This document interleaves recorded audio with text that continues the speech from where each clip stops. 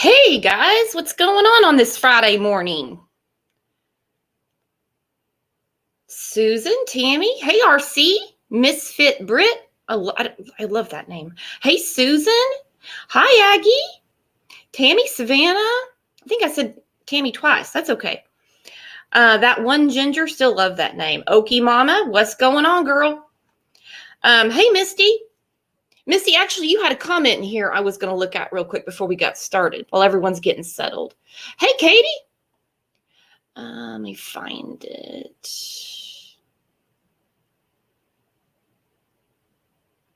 Yeah. See if I missed it. Hopefully not. Hi, Sheila. Yeah, you said it's beyond time for these people to stop playing mind games and just tell us where sweet little summer is already. Well, welcome to the episode, because that's exactly what we're talking about today. I'll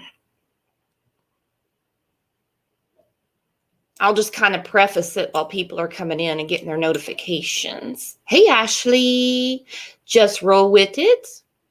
She's an early morning person like me. It's something for us to be chatting at 3 in the morning. Hey, Kate. Hey, Betty Joe. So on the interview room last night, Chris played a phone call between Mary and Donnie. She calls him Donnie. I'm going to call him Donnie. And I don't know which phone call is more disturbing, guys. So you tell me in chat if it's his reaction to her saying that Jeannie's going to press charges, or if it's the total lie that him and Candace orchestrated so maybe nothing bad would happen to Dawn. Because I think that they concocted this lie we talked about yesterday so that she would tell Jeannie, no, he's been arrested. He's in Boston. First, it was the police that wouldn't tell her anything.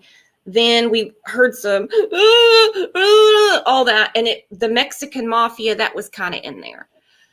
But rest assured, kids, because on the family website, this was shared.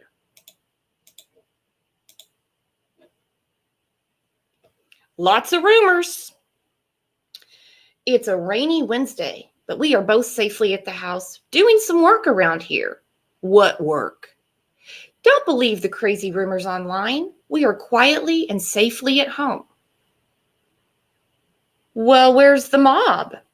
Where's the cartel? Where's the secret agents that were going to take you to Boston? What's going on? Now, I believe that Miss Robin, tell me if I'm wrong, she runs this website for them. So this update, because I don't think the geniuses came up with this. This website is run by someone else. I heard it was Robin. So obviously Robin did not realize or is not keeping up with social media what they had pulled. Anastasia, good morning. Another day with more headaches from this mess. Oh, it is.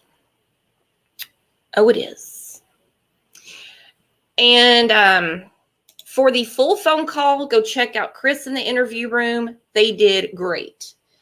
There is a lot of triggering moments in the phone call. I'm not going to play the whole thing. We just picked out a few clips.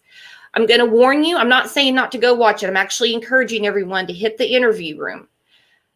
Dawn gets very descriptive in it. So I'm just giving you a heads up. But absolutely check it out.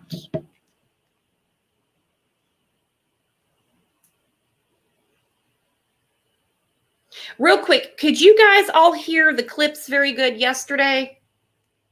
Hey, Carla, good morning. Yeah, is it a good morning? Because these two, the train is off the tracks. Not that it was really secure at first. Misfit, the call is just, wow, he revealed his true colors, that's for sure. Oh, that's absolutely right. Absolutely right. I mean, I thought the call from Candace, where she was given her Academy Award performance with Don in the background, love when he chimed in. I kind of thought that was all telling. But this blew my mind. Blew my mind.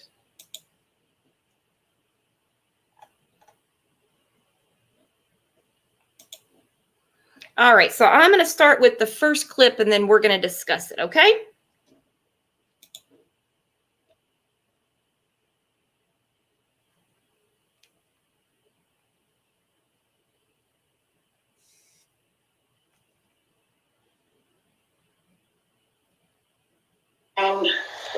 She told me that she was going to press charges against you, Donnie.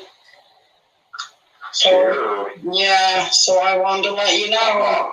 Yeah. And that friend of hers, I guess she's going to be with her. She's pressing charges too.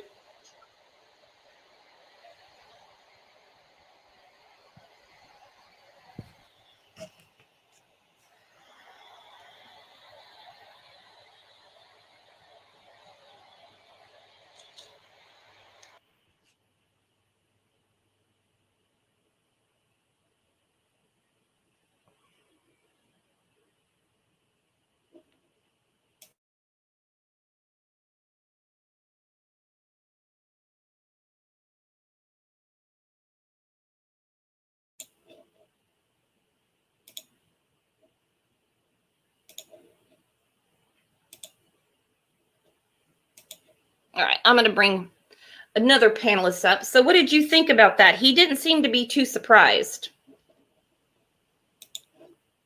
Hello. Hello. Yeah, I guess he probably heard what was going to happen Well, he beforehand. watches all this stuff. Exactly. He's in the know, isn't he? Well, he goes on to say in the clip that Chris is the R word, Chris is a dumbass, and he's lost half his viewers. Well, I kind of see him getting more viewers, don't you? Exactly. Exactly. Coming out telling the truth. Mm-hmm. I think I actually lost some of the sound during that clip, so I'm not 100% sure where it got up to. Can you hear me now? Okay. I can hear you, yeah. I just think when you were playing the clip, I might have lost the end of it. Okay, let me try it again. Hang on, okay, just thank you. Someone else.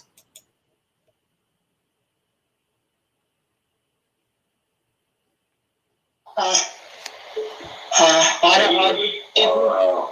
Did you see Chris's interview last night? Yeah, pretty stupid. What a retard. He's a retard. Really? Yeah, he lost over half his viewers. Oh, really? Yeah. Wow. Yeah, he's a real dumbass. Right. Are you at work? No, I didn't go home. Oh, I see. I was at work. I just got home. I see. Well, I just wanted to let you know that I talked to Jeannie last night, and she told me that she was going to press charges against you, Donnie. So, yeah, so I wanted to let you know. Yeah. And that friend of hers, I guess she's going to be with her. She's pressing charges too.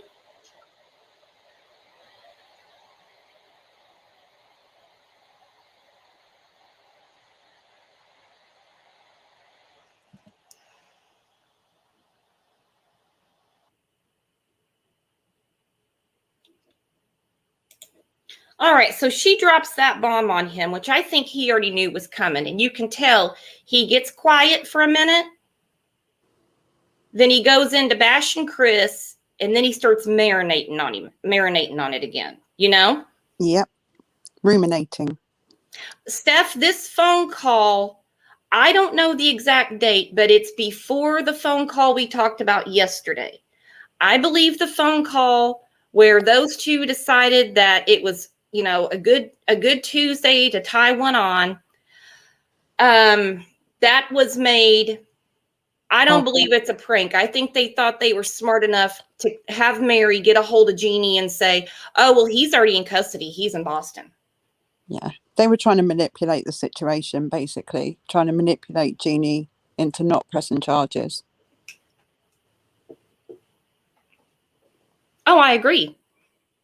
I still can't believe he's like, he lost half his views. I mean, come on. He knows people are tuning into that. Exactly. He's trying to just protect himself, cover his own backside from every angle. He knows his goose is cooked. But the thing is, Absolutely. he is such a controlling narcissist. Yep. And so is Candace. Yep, they're made for each other. Oh, they are. That's why we were Hand in saying glove. yesterday, marriage made in hell. Well, absolutely. All right, let's look at the next clip real quick.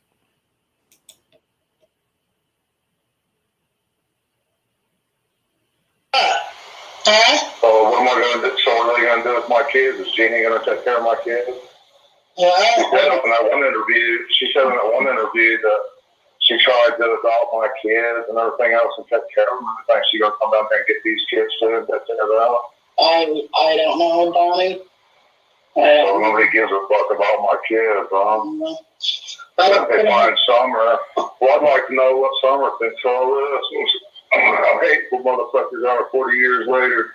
So bring up some bullshit like this. Well, I don't know, Donnie. She just told me that when we heard that Summer went missing, that everything came back to her because she was 5 years old at the time it started, and Summer was 5 years old, so she just... Yeah, she ain't taking no blame in her part, though, but she did. Yeah, but Donnie, she was 5. Okay,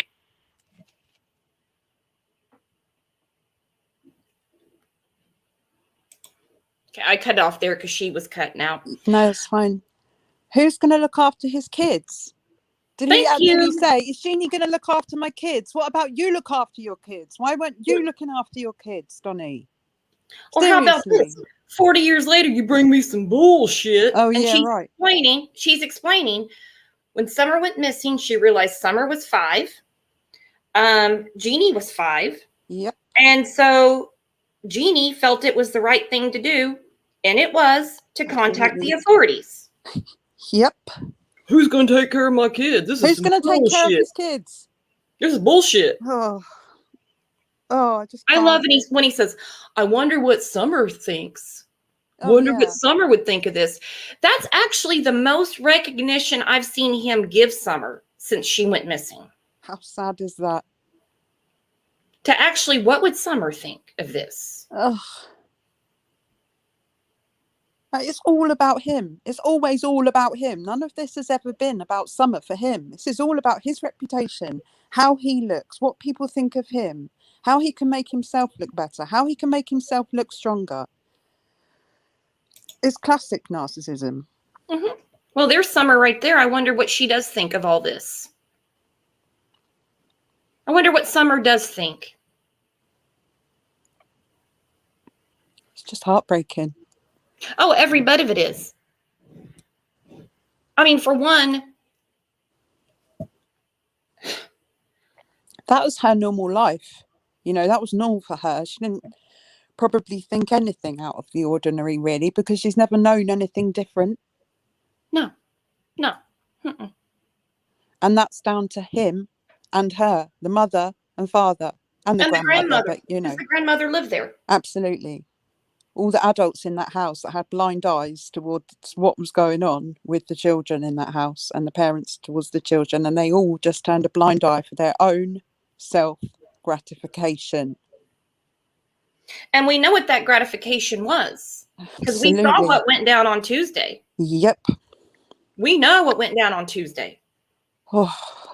What bothers me the most about this picture is how she's standing there so distraught, so sad, and you can see the reflection, Yep. which looks like a newly shaved head Candace, taking that picture. I mean, I don't have kids, but I really don't understand the mentality of somebody that would love to take a photo of their child looking so unhappy, and then post it for everybody in the country or who was on her Facebook or whatever, or TikTok or whatever it is, to see her child so unhappy. What are you trying to prove with that? Not even. Well, they proved it because they posted this stuff. But are they proud? Are they proud to post pictures like that, showing their children looking so unhappy? Why, as a parent, why would you do it? I don't understand. Oh, none of us can understand it. None of us. Look at her cheeks. Yeah. I think it looks like a bruise too. And since you brought that up, I was going to show this one. Just one moment.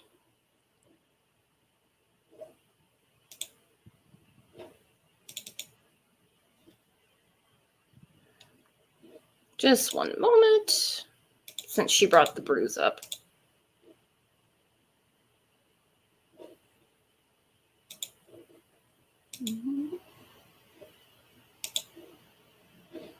There's her and Candace. Look at Summer's cheek under her eye. Kind of wraps around a little bit. Now, I know some people they might say it's a shadow or something like that. That looks like a bruise to me. Yeah, me too. I mean, it's bad enough that Candace has a lit cigarette, and looks like she's off her face. Inches away from her head. Oh.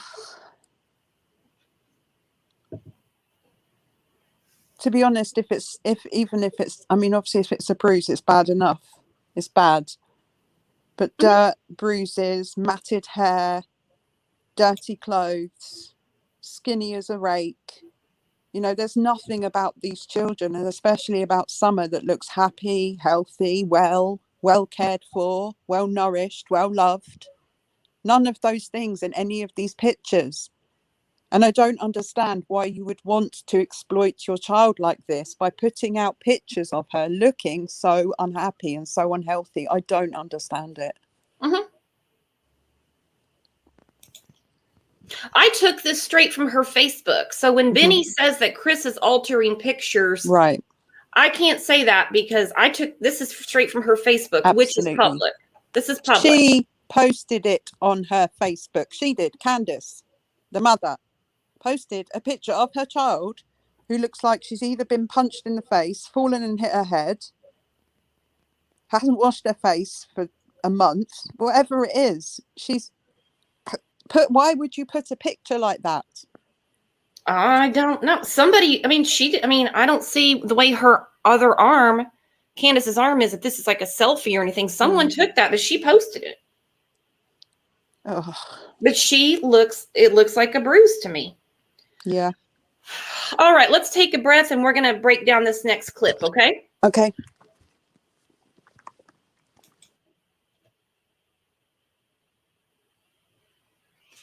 I wasn't there. I just, like I said, I just wanted to let you know. Mary, you got some. Sorry. I just wanted to let you know that. Oh, it's okay. I'm just giving you a heads up, She can try. When are they going to go down her first artist? When are they going to do it? Today. Oh, for that? Oh, okay. Yep, so I just want to let you know they're going to be coming after you, Donnie. And they're going to put you in there and probably extradite you back here to Utah. So I'm just giving you a heads up, okay? I really doubt it. Yeah. I really doubt it. It's so long ago. How can they? I don't see. And I never, it was, I was freaking like 14, 15 years old. So she had to go to juvenile court. I don't know. 16 plus started. I don't know. Yeah.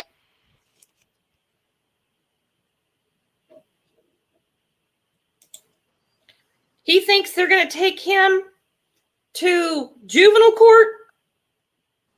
Well, first, he doesn't think that they're going to do anything to him because he seems to think that he's like infallible or something. And then are they going to prosecute me in a juvenile court? Well, no, because you're 56 years old, man. Take some damn responsibility. Think they're gonna haul his big ass into juvenile court? Well, I was Yeah, a kid too. Well, I was a kid too. So then he goes on into the conversation, which I'm not going to put up because, he's slandering Jeannie, Yeah. talking about, well, she's done this, so that she slept with some other woman's husband.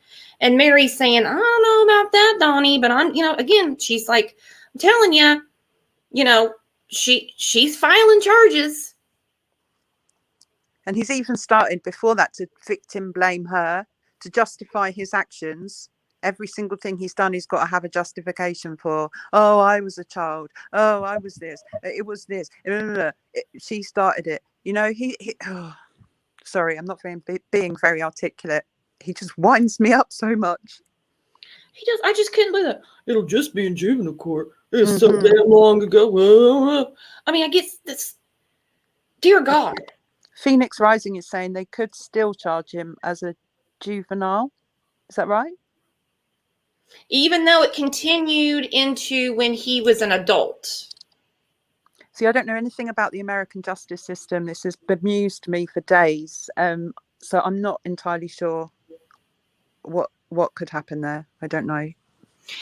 Crystal says today's theory is human trafficking for drugs, mainly fentanyl or meth. I think they are talking code today. This is today's theory. Tomorrow will be another. Will we be surprised by anything? Yeah. I mean, just when you thought you'd seen it all, right? You thought there was no more shocks left in store. And then along comes Donnie. Oh, yeah. And then along comes Donnie, and then you think he's the worst, and then you get a dose of Candace. Absolutely. A dose of Candace. So let's look at the next clip, because like I said, he's kind of marinating on this conversation and being polite in Don's world, really. Now, he's not quoting any scriptures saying that God's going to take care of him and God's going to rectify this and it'll be dealt with in the resurrection. Mm-hmm. He turned a new lane on this phone call. Mm-hmm. Because he decides to really go on the attack against Jeannie. I don't know if she said anything about your kids. I know Trish did. No, she's saying I've done that shit for my kids. She's the evil bitch with evil thoughts. Yeah, I don't know, Donnie. Just because we played a little game when when we were both little kids, she's gonna act all like this. She wants to be an evil bitch. Well, fuck her. Yeah, I know you're upset, Donnie. I know. Oh yeah, I'm upset. She's gonna wait 40 fucking years. What the fuck's wrong with her fucking in the head, man? Right. She just because we played.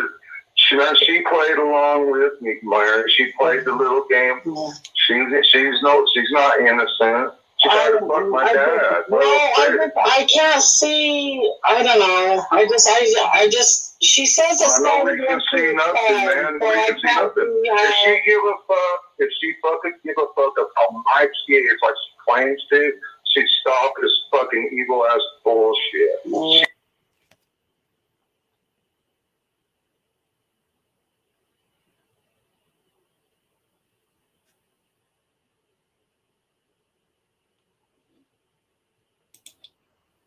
Well, what do you think? Because that one really got me.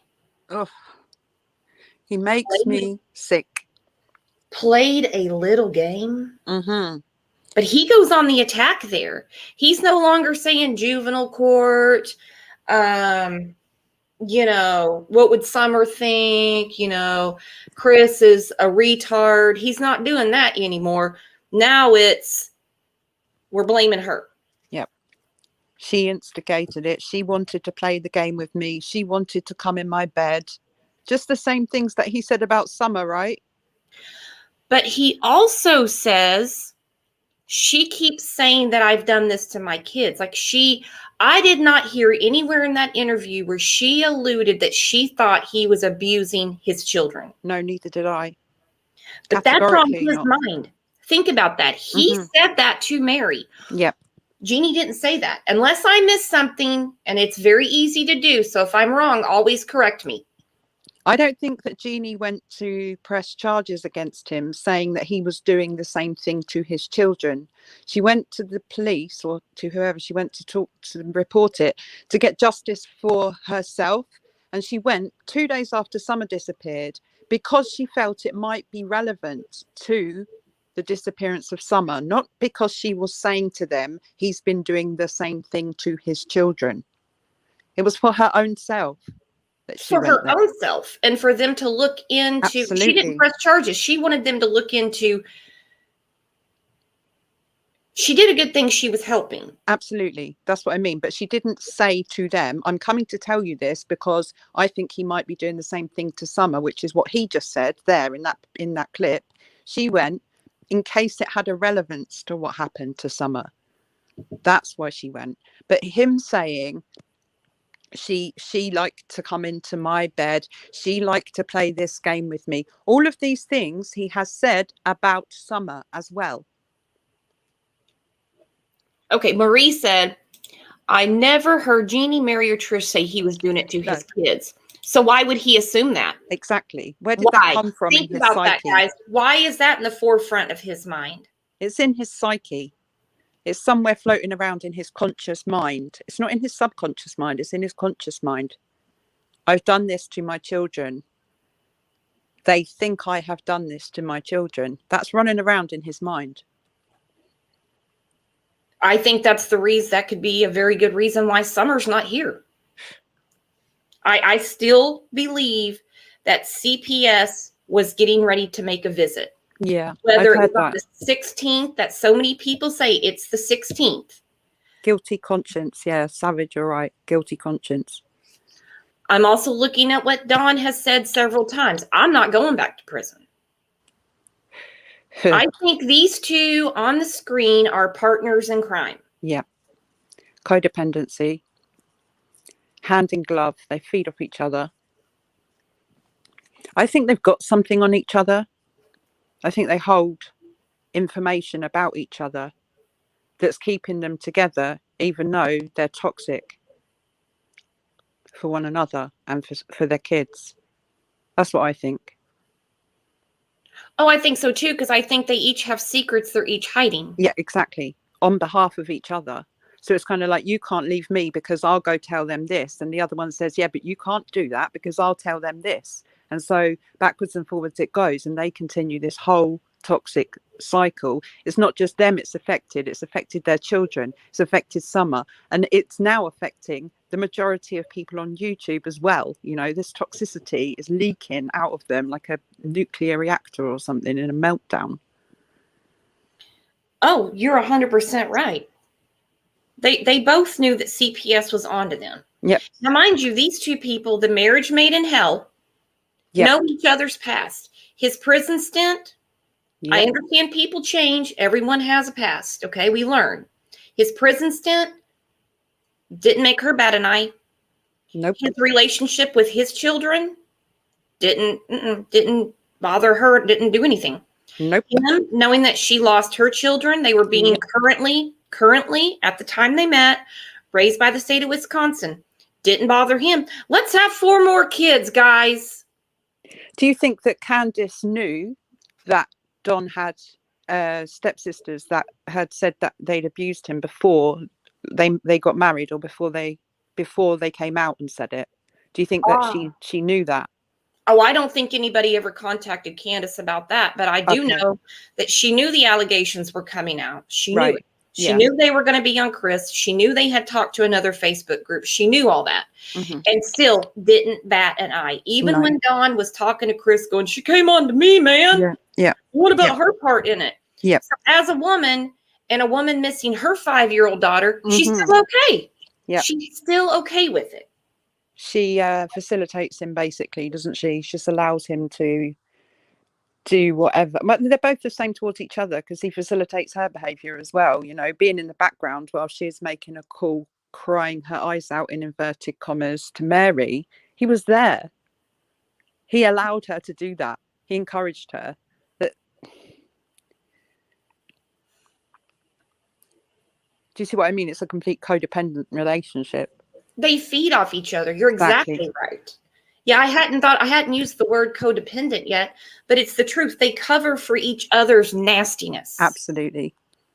They know what they're doing. They know that they're high, drunk, filthy house. They know each other's nasty habits. They know how they really value family and children. Yep. They have to cover for each other. Yep. It makes them both as bad as each other. It doesn't matter. It doesn't matter whether he's done something to Summer, she's done something to Summer. At the end of the day, they're both as guilty as each other in conspiring to neglect and abuse their children. They're both guilty in that. Whether they've done anything to Summer physically or not, they are both guilty in the neglect of those children. And that is for sure and certain. All right, let's get to the next clip and see if we can stomach the next one, if you know what I mean. Because he just gets wilder and wilder. Yep. Teresa, is Dawn still missing? No. At the beginning of the show, we put a screenshot up. I'll put it up. I'll read it real quick. This is on the family website. It says lots of rumors. It's a raining Wednesday, but we are both safely at the house doing some work around here. Mm-hmm. Don't believe the crazy rumors online. We are quietly, safely at home. Well, as we all know, because we heard it yesterday, the rumors were from them. They made that whole thing up. That was it. All right. So no, they are tucked as snug as a bug in a rug up on the rainy hill doing work around the house. All right. Let's get to the next clip. See what everyone thinks. To come and in their own voice, So my dad didn't touch me. Jeannie's lying. They could do that. They could do that. Yeah. They're willing to do that. They just don't want to be in the spotlight in the middle of a bunch of big ass shit show. But apparently Jeannie loves shit shows because she's right in the middle of one. She stole the spotlight off my daughter, What Matters. Okay? And now it's all about Jeannie. Nobody's even looking for my daughter anymore. They don't even care anymore. Nobody gives a fuck anymore. Well, what about you? Nobody's even searching. Nobody's even fucking searching for my daughter anymore. No. I have to go out and look for her. Yeah. Because nobody else gives a fuck no more. Good God. I have to go out and look for her.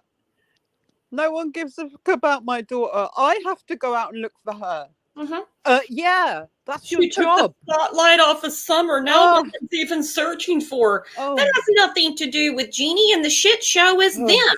The people on the screen are the shit show. Absolutely.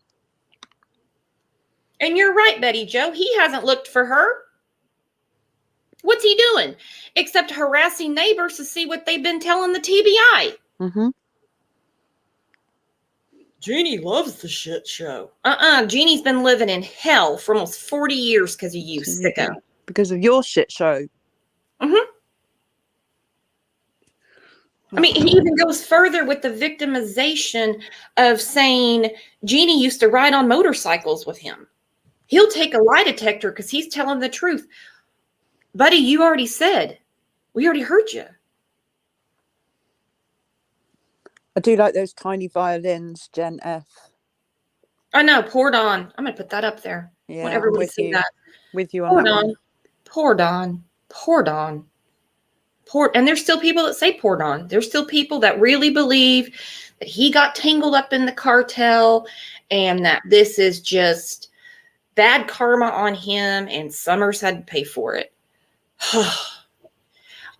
All opinions and theories are welcome, but I'm just not buying that he got entangled with the cartel because this was another bird on a wire. Let's make something up.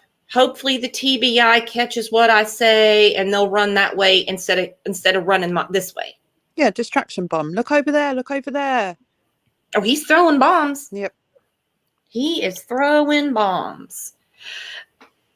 But I mean, he's putting all the onus on his relative. I want to quit saying her name, okay? Mhm. Not that there's anything wrong with her name, but No, it's fine. he keeps putting all the onus on her and now actually accusing her of being the reason that they're not searching for Summer. And But isn't this Don though?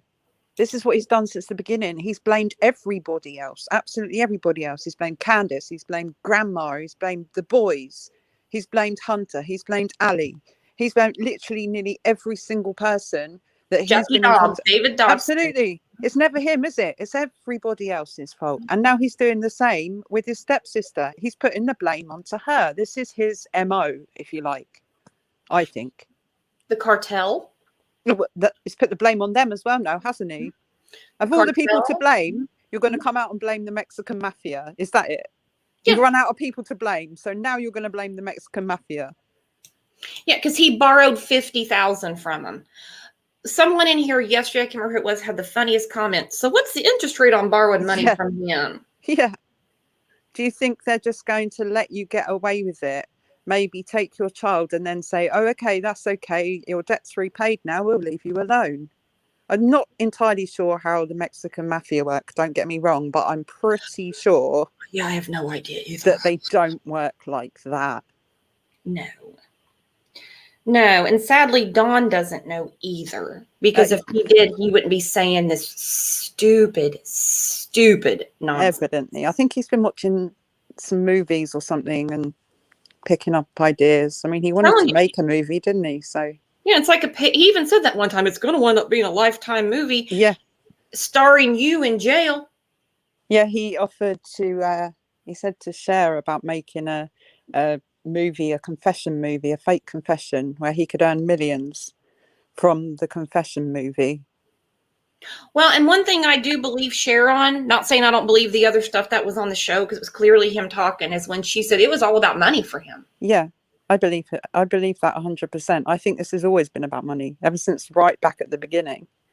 The GoFundMe for their new phones or whatever they ended up spending the money on. And I mean, telling us about how much his car payments were and doing up the house and never having any money and working all the time to get money. He mentions money like more times than I sit down and have a hot dinner, you know? Oh, absolutely. And don't think that this reward fund, by the way, guys, if you feel so inclined, throw some money in the reward fund, please. Because I think that reward fund, obviously it's for a great cause. I think the more that goes up, it burns his ass. And they can't claim it. Family members can't claim the reward fund. It's protected from being claimed by them. There wouldn't be a reward fund if they had cooperated on June 15th. Absolutely. So it's definitely worth putting money to the reward fund, because it's something that they can't claim. You know, if they now come out with, oh, here's Summer, we lost her and now we found her and we want the reward money, they won't get it. Just roll with it. Said he even bragged to his dad about the money for the $1,000 phone. Right. Money. Again. It's not difficult to see in all of this what his motive is, in my mind. It's money. Yeah, someone even brought up, they said, could this whole thing be a hoax? Could they have her somewhere hoping to get this whole thing be a hoping hoax? to I'm get getting an echo, Brooks. Yeah, sorry, I had to fix something on my phone. Sorry. Okay.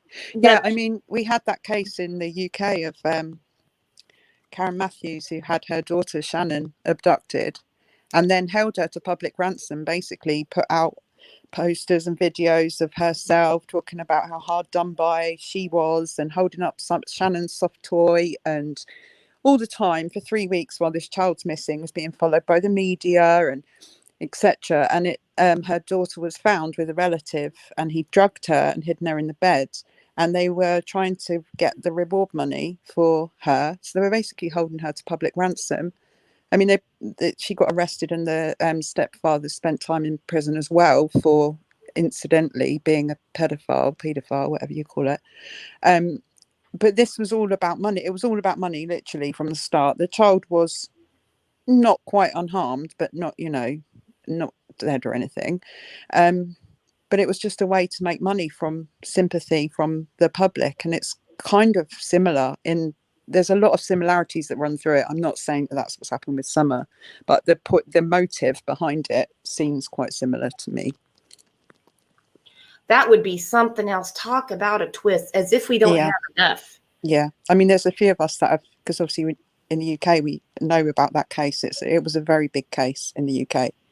And there's quite a few of us, I think even Michelle After Dark has done a video today saying about it, the similarities between Summer's case and the case of Shannon Matthews, who was basically forced into an abduction by a relative, by her own mother.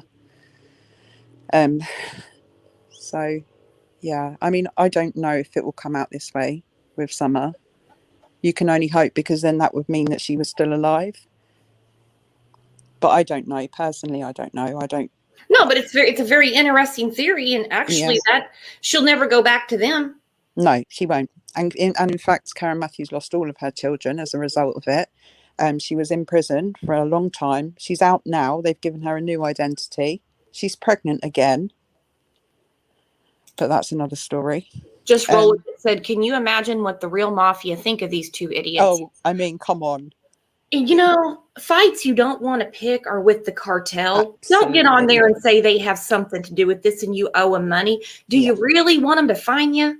Mm-hmm. And it wouldn't be that difficult to find him, would it? Come on, everyone knows his address. Even I know his address, and I'm not even in the same country. Can you imagine what their mailbox box looks like? Because you know people are sending them stuff. And I don't mean gift packages from Amazon. You can just imagine. Absolutely. Idiots. It's like, have you been watching the movie Ransom, or you've been watching the series Ozark, Dawn? That's it. Ozarks. Definitely. God. Sorry. Yep. 100%. Ozarks. So stupid. Mm-hmm. All right, let's play this next clip.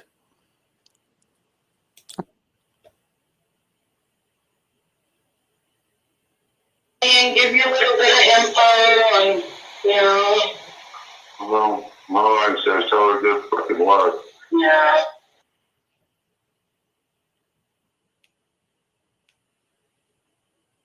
Okay, I'm going to play that again. I want everyone to hear what he said. And give you a little bit of info and, you know. Well, my wife says tell her good fucking luck. Yeah. Did you catch that? I didn't. I don't know what he said. My wife says tell her good fucking luck. Wow. That was what Candace said. Kids in foster care, a daughter missing. Wow.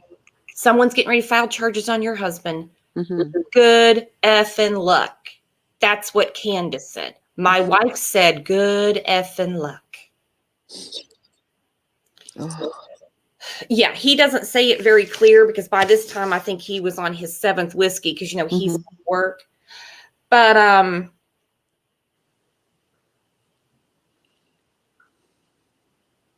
it goes back to what we were talking about yesterday. They're in sync with each other. Yep. It doesn't matter what he does or she does. They will cover for each other. Yep. Good. My wife says good effing luck. When your wife should be on the phone saying, what's going on exactly? Yeah, exactly. What's going on? What did he do? Filing charges? I missed that. What's going on? Yeah. Funny, he wasn't quoting any scriptures. He wasn't talking about how Jesus forgives or anything like that. He wasn't talking about anything like that. My wife says good effing luck. And then we get the phone call. Oh, hi, Candace. How are you? They took Donnie. Oh, well, there's your good luck.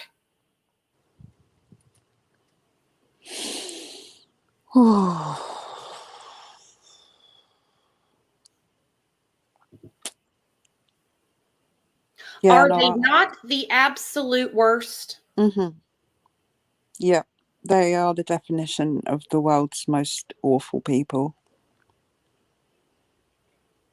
What's really sad is this is just what we know of them. Mm-hmm. I guarantee the TBI has a file that looks like a Tokyo phone book. Oh, I hope so. I hope so. They've got so much stuff in there on these two. All we know is the stupid stuff they put out. And that's all we know. The fact is, even if the TBI have all that information, there's still probably more that even they don't know. Oh, that's frightening. Yeah. Good at my wife says. And I guarantee she was right there. I Yeah. guarantee Yeah. she was right there. Yeah, I because could they're not backing each other up. Of course they are. I couldn't make out if she was in the background. But, you know, she was there. Candace isn't going anywhere. Yeah. She doesn't have any lunch with friends or anything like that. She's got nothing to go on except Oh, just sitting on that hill waiting for absolutely. the shoe to drop. I think Candace has had plenty of opportunities to be helped or enabled to get out of that situation. There seems to have been a lot of outreach to her. And at every point, she's put up Facebook messages telling people she's not answering the phone to them anymore. She's changing her number. She doesn't want to know, all of this kind of thing. So I know people get stuck in kind of relationships that they can't get out of, but it's not like people haven't tried to help her to get out of that situation. And she's turned it down and turned her back on everyone for him. I believe Rose Meyer was one. She Yeah. shut down the GoFundMe. Yeah. Wanted to know why Candace had no access to the money. Mm-hmm. I don't know if Dawn just gives Candace cash during the day. Want to know why she had no access to family funds Yeah. and everything like that. But no, Candace stays. Candace is right there because they work together. Yeah. And they need that kind of, they need each other in some really sick kind of way. They have to be there with each other, doing stuff like this together, cooking these ideas up together. Oh, they'll have another one. Yeah. But I don't think this is the end of it. Far from it. This is not going to be the last time that we hear of Don or Candace before something happens like they actually do really get arrested. This isn't going to be the last thing they do. Oh, no, because those geniuses, after they get the call from Mary, just giving you a heads up, Donnie, they're pressing charges, not just the relative, but a friend. Well, good. Yeah. Well, they can't do that. I'll just go to juvenile court. Mm-hmm. It's been too damn long. And there she is. Any human being, adult, man, woman, whatever, that would have overheard that phone call would have been in hysterics. I don't mean fake hysterics like we heard from the phone call that they pranked Mary on. They would have, as if your nerves aren't shot already, that would have put you over the proverbial edge. What in the hell is going on? Yeah. It was kind of really interesting that this came out yesterday because the call from Candace to Mary had come out the day before and there was no context, it didn't seem. Why would Candace just suddenly ring Mary and say all of that, whatever she said, because I couldn't understand a word she was saying through her fake crying. But then Chris putting this video out yesterday meant that it gave context to the reason why Candace phoned Mary to prank her. Yeah, but was it a prank, or do they really think they're that smart that they want to convince Mary to convince Jeannie that he's already in custody? Don't worry about what you've done. Yeah, and I mean, Chris has his number. I'm not talking his 7 digits. Chris has this man's number. Yeah. He's playing him like a fiddle. Yeah, but it kind of had a double dynamic because it could have been to completely put Mary and Jeannie off of speaking further to the police, or thinking that he was already in the prison or in jail or whatever you say, and so they didn't need to go any further with it. But it also was a heavily manipulative response to this conversation that came out with Chris yesterday. This was their response to that conversation. In my mind, that's what that phone call was. Their response to Mary phoning them and saying, Don, they're coming for you. And their response was, oh, I know. Let's do this to get back at Mary. Revenge towards Mary. Revenge towards Jeannie. We'll make her look like a real idiot. Absolutely. Like Kevin said yesterday. They were high-fiving each other to the point they had Robin, because I don't think they can update a website. Don't worry about the online rumors, because we've been working in the yard on a rainy day. What are you, a chicken? You go out in the rain? What are you Yeah. talking about? It's a rainy day, but you're working in the yard? Yeah, they look Come like on. they do a lot of yard work. That's one thing I noticed. They really look like they care for their yard. I'm being sarcastic, obviously, but Obviously, yeah. They need Roundup weed killer, okay? absolutely. And dumpsters. They need a skip. Yeah, a big, big, big, big skip where they can put all that rubbish. But, you know, that they've spent years working hard to get it to look like that. So why change the habits of a lifetime, right? Oh, no, they're not going to do that. No, They're they're not. comfy. Toilet Absolutely. paper stacked up in the dining room. Yep. Rats everywhere, crawling down underneath the cabinets to get down to where they sleep. Locked up, looks like, a moldy, wet dungeon. Ugh. Nothing wrong with that. No, No, not at all. no, nothing wrong with the state of your walls when you're a drywaller, is there? Is it that you can't come home and do your own walls? No, or why not take out a home improvement loan from the Yeah, cartel? exactly. Why not Yeah. ask the cartel for a Do home cartels improvement do loan? home improvement loans? Is that one of their Well, they do. specialities? They did a $50,000 loan. I would have gotten a home improvement loan from the cartel. Yeah. I Yeah. can't imagine having those kind of negotiations with a Mexican, but a mafia person, but that's just my... Because it wasn't... I don't live in their world. What can I say? God. All right, let's get to the next clip.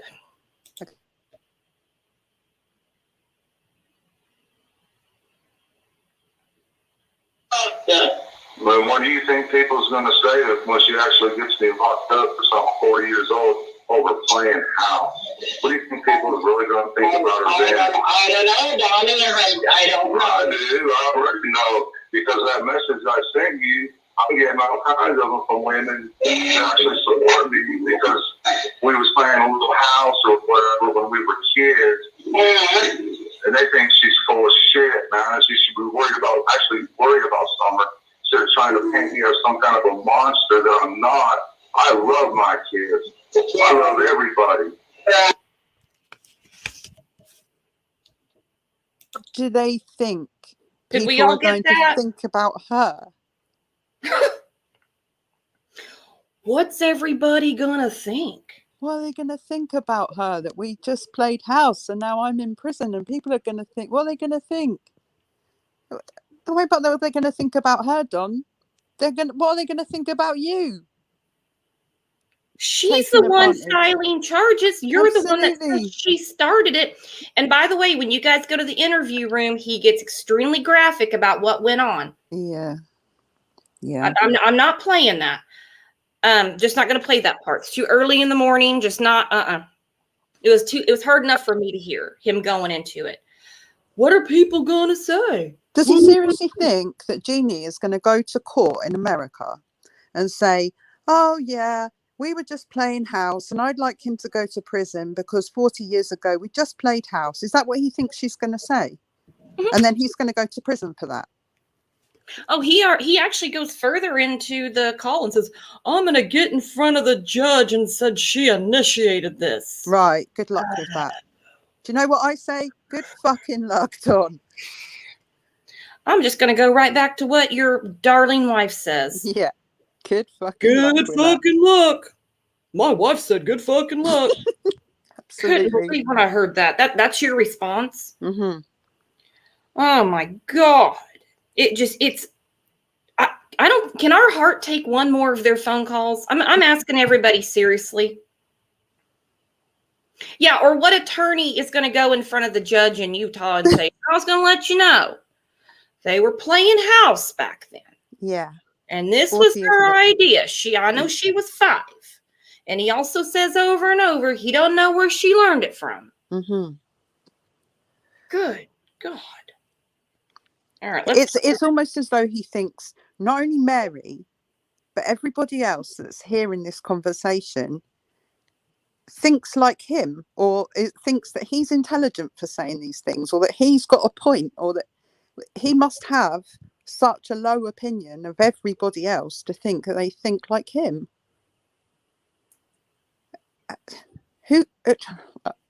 He really does. He thinks people are going to think there's something wrong with her. Exactly. Him and Candace live in their own ulterior universe. Yeah. These two are going back and forth. I mean, as we speak. Well, that was a damn long time ago, Candace. Oh, I know. Good fucking luck. I mean, they're going back and forth right now about how absurd it is that Jeannie would even bring this up. He even says, well, she had 40 years to bring it up. Why should bring it up now? Well, because because she was 5 and your daughter's 5 and your daughter's missing. Yeah. How does he not connect those dots? Even if it's only just to say, right, well, she must have come forward about this because she was the same age that Summer was. What a great point you just made. As a woman, as her mother, as the mother of a missing 5-year-old, when she heard this happened to another family member at 5 years old. Hey, Cher's in here. Hey, Cher. Hey, Cher. When she realized that he had done this before to a 5-year-old, like I said, as a woman, as a mother, yep, that is missing her 5-year-old daughter, would she not have been enraged? How can you fail to connect those dots? It doesn't make sense. As a mother, it wouldn't make sense. No, it wouldn't make sense. It wouldn't make sense at all. And if it does make sense, then that just goes to prove that you have to be as twisted as him for that to make sense to you. Oh no! I mean, because when they had the phone call, she's there. Absolutely, she's there. Press charges. She and even on his phone call to Mary, on her phone call to Mary, he's there. Okay, Voices Behind the Wall says Candace has told people she Dawn knows more. I kind of think that means Candace knows more too. Absolutely. Absolutely. It's fine for her to go tell anyone she likes that Dawn knows more, but the fact is everybody else knows that she knows more than what she's saying as well. We're not stupid in that respect. We can see the wood for the trees, if you will. Exactly. All right, let's get to the next clip. Right. Well, that's just it, darling. You know, a lot of people out there. So she fucked up the whole investigation. Instead of going out there and looking down the road and everything else, they're looking it up. Well, she's not here. Yeah. Somebody abducted her. They didn't even think about that theory because of her dumb shit. I'll play that again. Well, right. Well, that's just it, darling. You know, a lot of people out there. So she fucked up the whole investigation. Instead of going out there and looking down the road and everything else, they're looking it up. Well, she's not here. Yeah. Somebody abducted her. They didn't even think about that theory because of her dumb shit. Okay, so now again, we have more victim blaming because a victim came forward of his, and he's saying because of her dumb shit. Here we go again. Mm-hmm. They're not investigating. Yeah. They're not investigating. She's not even there. She didn't even know Summer. She didn't even come and look for Summer. It's all her fault that Summer's missing, and it's because she's pressed these charges against him that Summer's missing. And he just doesn't stop. I would love to know how Cher kept her cool and played along with him this whole time to the point where people were really throwing tons of shade, this channel included, wondering what the hell was going on. When if she wanted views and likes, she would have let him go ahead with their little prank, and she could have blasted that on her channel. Yeah, but to let him sit there and tell on himself over and over and over and over was I couldn't have done it. I would have lost my mind. Yeah, I think whatever's happened there, I think it probably took that for the real person Don to come to light, because I think a lot of us could see that he was a sociopath a long time ago, and I say sociopath at best and psychopath at worst, you know, there's a continuum in there, and he's in there somewhere. Tara, But- I agree. Well, but I mean, like I said, we just heard that clip. The whole investigation's messed up because this relative came forward, who came forward because she was a victim at 5 and Summer is 5. She Yeah. did it to help Summer. Exactly.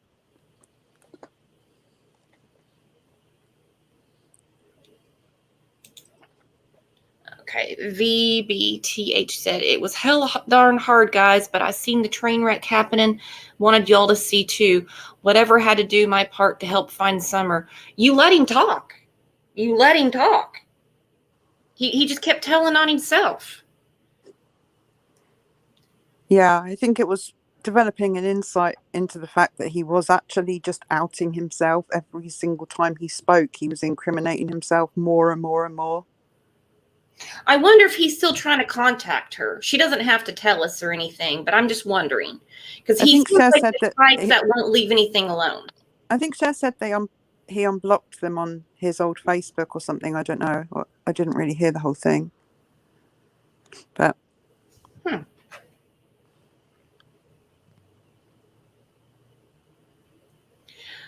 So why do you think that he is saying, except the obvious, that it's because of her coming out that the investigation is ruined? It's blown. because it's making it all about himself again, isn't it?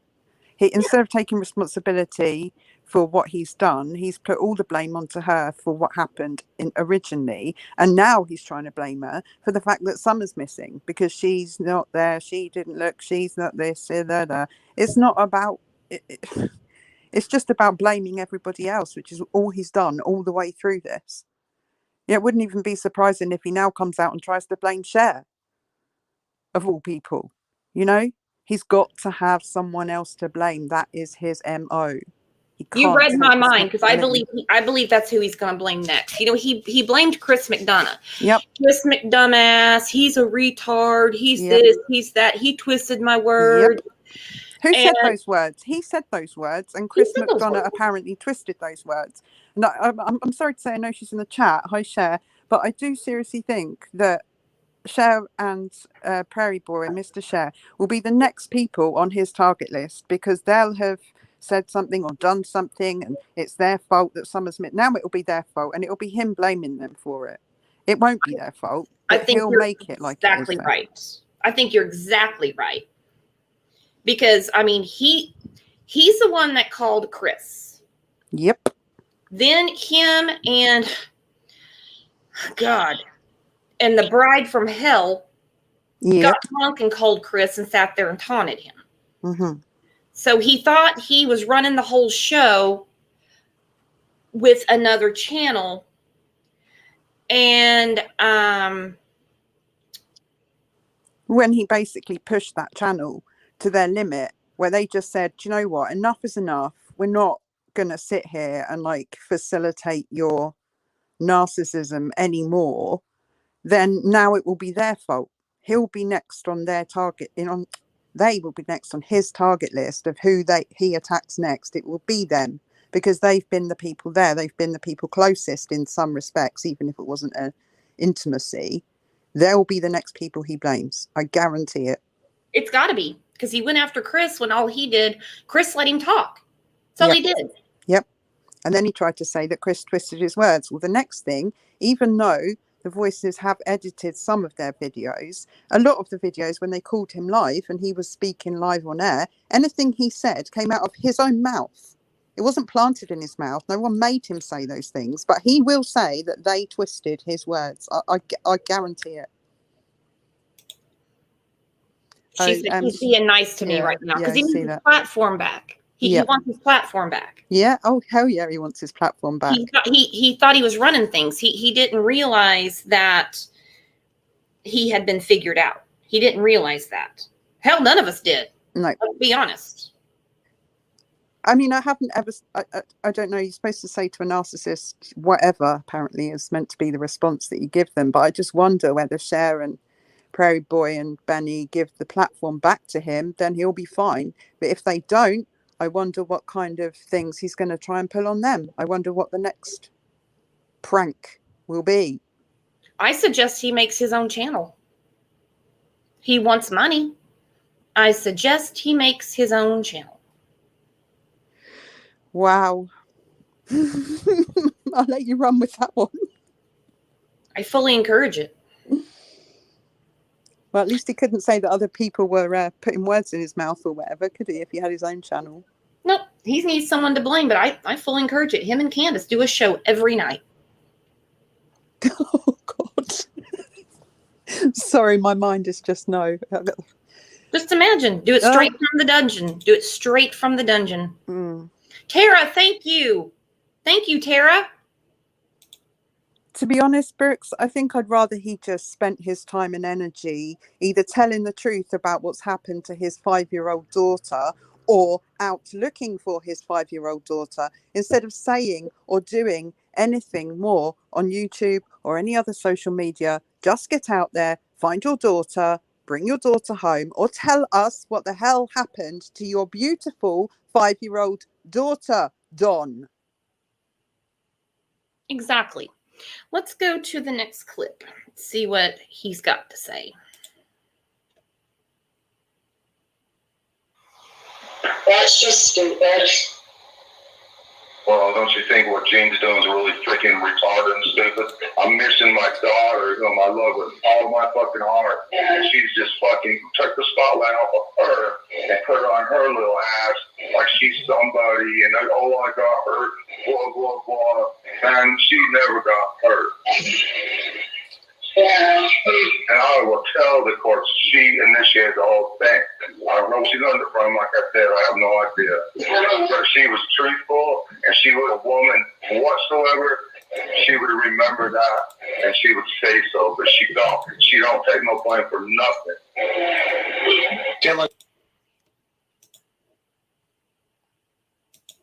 Shh. What? She don't take no blame for nothing. She was 5. Oh, the similarities between the things he's saying about Jeannie now and the way that he's spoken about Summer in the past just absolutely make me want to be sick. That was on her because she loved to be outside. That was on Yeah, her. that was her downfall, right? That was her downfall. She always loved to be outside. It was her fault, wasn't it? Whatever's happened to her is her fault, Summer's fault, because she liked to be outside. That was her downfall. She always came into my bed. She always said, Daddy, I want to sleep with you. So was it her fault? Was that her instigating it then? Was it? Because that's exactly the same thing as what you're now saying about your stepsister when she was 5. She initiated it. Summer wanted to come to his bed. Yeah. Summer would run down the hill to get candy from him every night. Loved her candy. Yeah. She was instigating it, wasn't she, Don? And you expect us to believe that you've never hurt your children when you speak about a woman that you have hurt in those terms. She was never hurt. Really?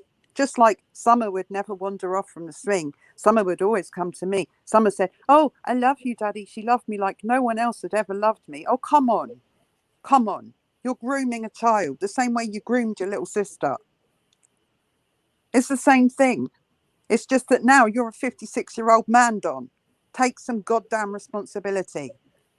I'm sorry to be so angry, but I am. It makes me so angry. I'm sorry. I'm going to calm down because No, you're absolutely right. Well, you're absolutely right. No, it is. It's maddening. It's disgusting for him to sit there and say she initiated it. He's going to tell the judge it was her fault. We played house. Yeah. Good effing luck. This is the world they live in. This is the world that him and Candace have developed up on that hill and how they want to live life. Yeah.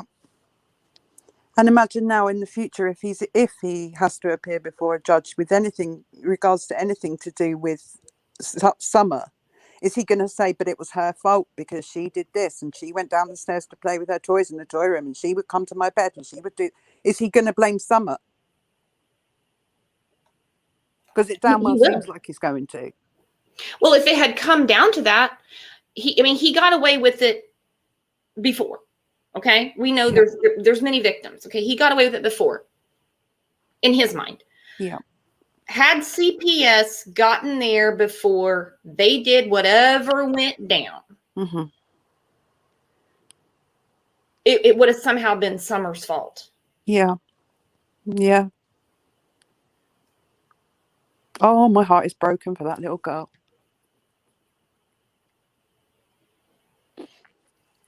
All right, let's get to the last clip.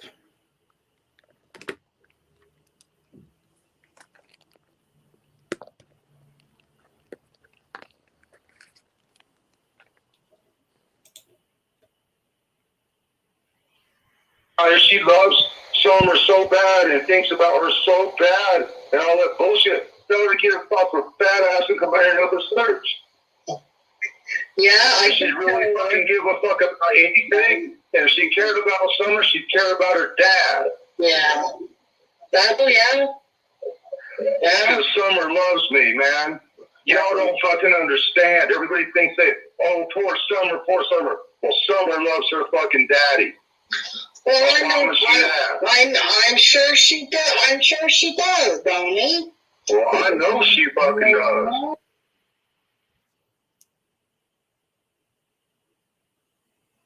She loves Summer so bad and thinks about her so bad and all that bullshit. Tell her to get her proper fat ass and come out here and help us search.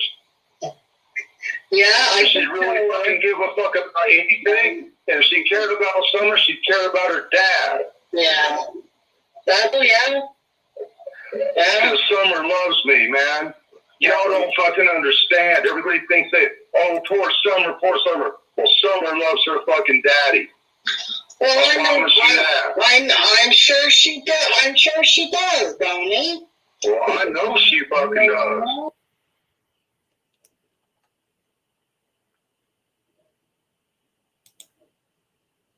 Everybody says, poor Summer.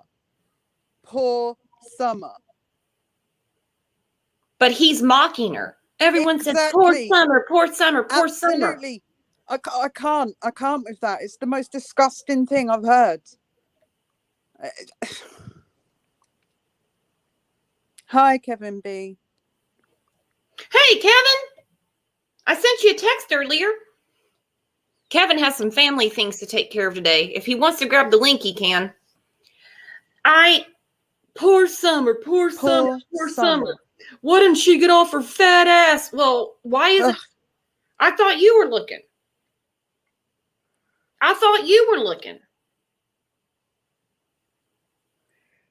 Yeah, I think that's exactly what he meant. I think what he actually meant was, poor Don, poor Don. Why aren't they talking about me? They should be talking about me, not Summer. Summer fucking loved me. Summer fucking loved me, she did. Mm-hmm. Look at me, such a lovable person. Such a lovable person. Yeah.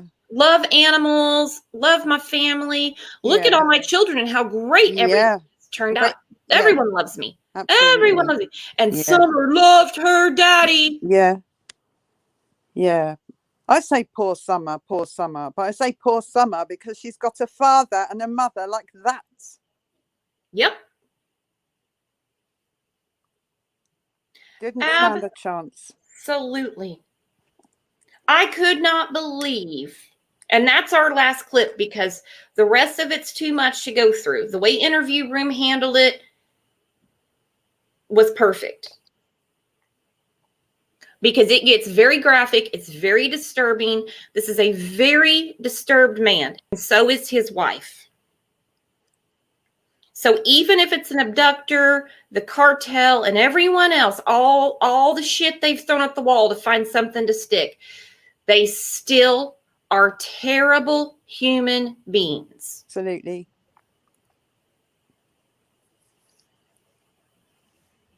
Yeah, I think you nailed it.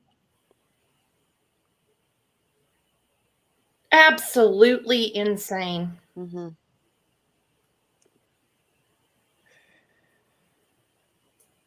Oh, John Q's here. John Q says, welcome, John. He says, Donald knows exactly what happened to Summer and where she is. I agree. listen to his phone calls. It's always about him, not about Summer. If anybody wants to grab the link and come up and chat, love to talk to you. That last clip flipped my stomach. Yeah. She loves her daddy. Okay. Everybody loves you, Don. Blech.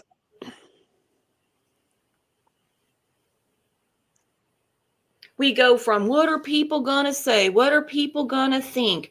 Jeannie messed up the investigation. She initiated this. I'm gonna tell the judge. My wife said good effing luck to Summer loves her daddy.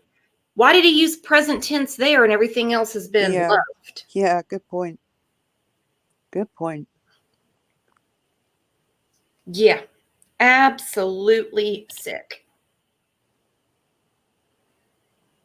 Hey guys, every creator takes a different stance. No one's flip-flopping on this channel or anything. What other people do on their channel, we don't get into that. So if you have an issue with another creator, just don't watch their channel. Just please don't.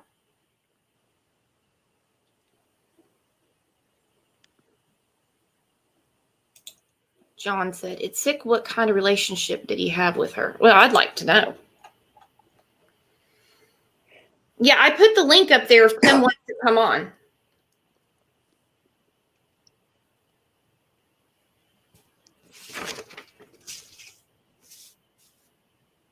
I don't know. Like I said, that last clip really, really threw me for a loop. You know, it's really difficult to say this, but I kind of really feel this. I think Summer and the boys did love Don.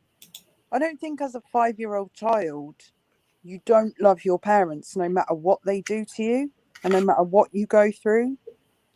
But it doesn't have to be the thing that he reiterates in the conversation to prove himself. You know, I don't have a great relationship with my parents, and I didn't when I was young, but I still loved them because they were my parents.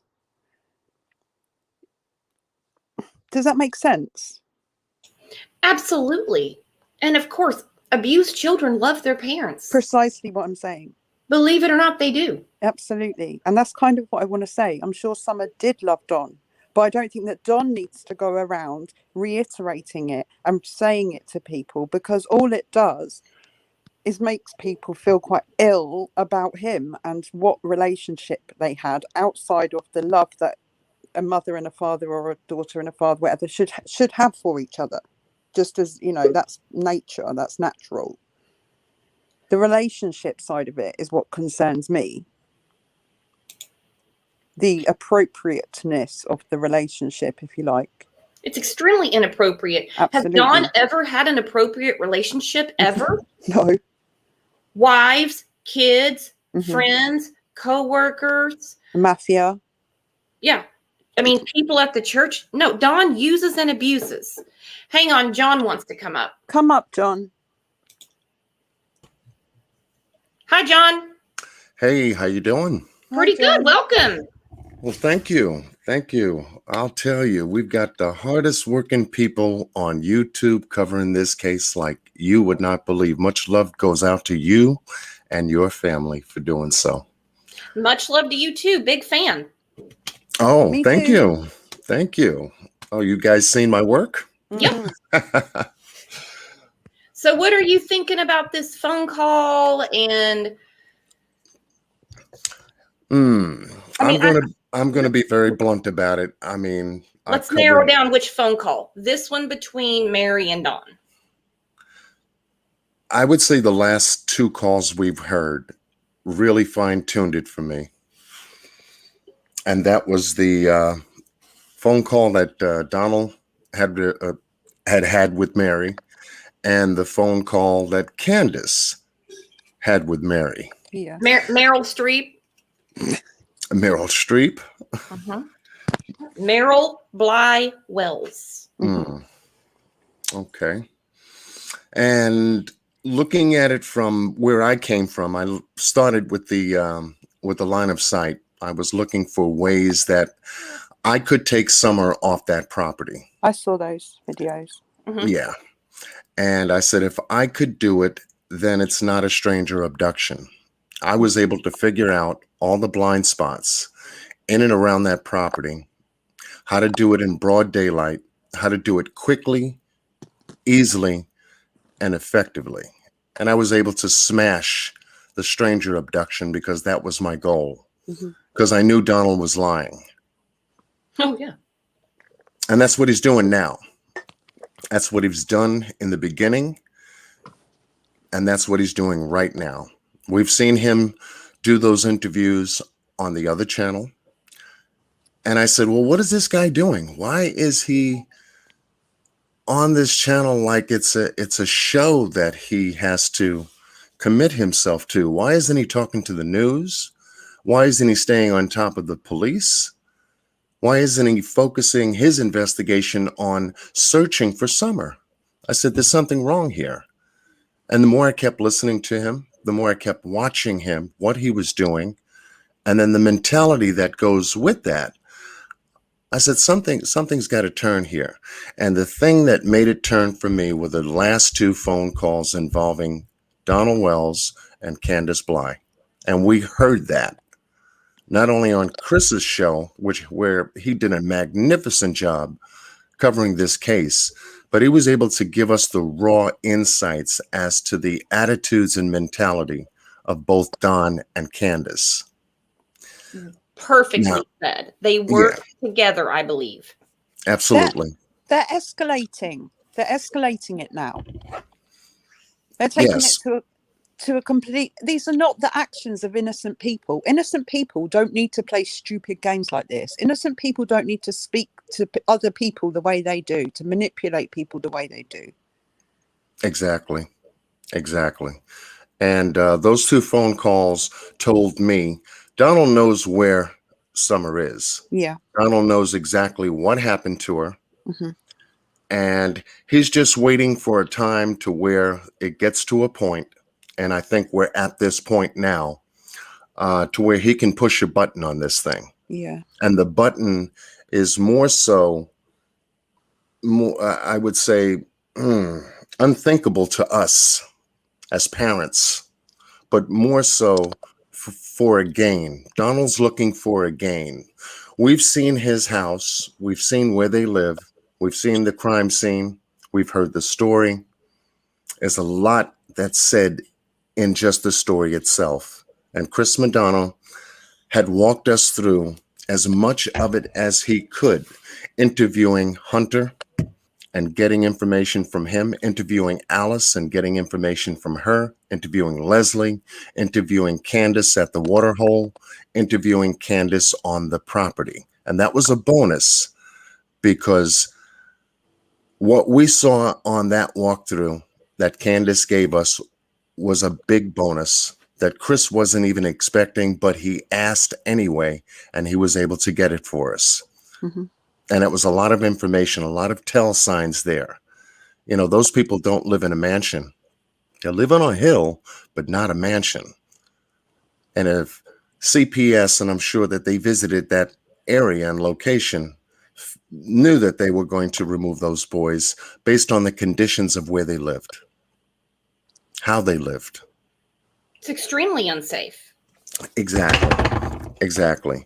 And I looked at that wood down at the bottom of the driveway, and I said, wow, okay, so they use wood to heat the home during the wintertime. But when we take a look at the condition of the house, who would live there in the wintertime? Those folks would naturally freeze. So here we have Donald working on the house, trying to put it together, doing cement blocking at the base of the house. We saw the aluminum siding on one part of the house, and then the brick face, and then the covering, the wooden covering on another part of the house. And I said, okay, he's probably trying to insulate the house and get it prepared for winter. But that takes money. It takes lots of money when you're doing construction. He's the only one working. He's the only income breadwinner of the house. Candace takes care of the kids. But what is he doing with a $600 a month Subaru? Well, supposedly it's for her. Exactly. But he decided one day, called June 15th, to take it to work on that day when he normally takes his truck and his tools and everything else to go to work. Why did he take that Subaru to work? On that day. Could it be the 4-wheel drive? You can put the 4-wheel drive in there, but you would need the 4-wheel drive for specific type of driving.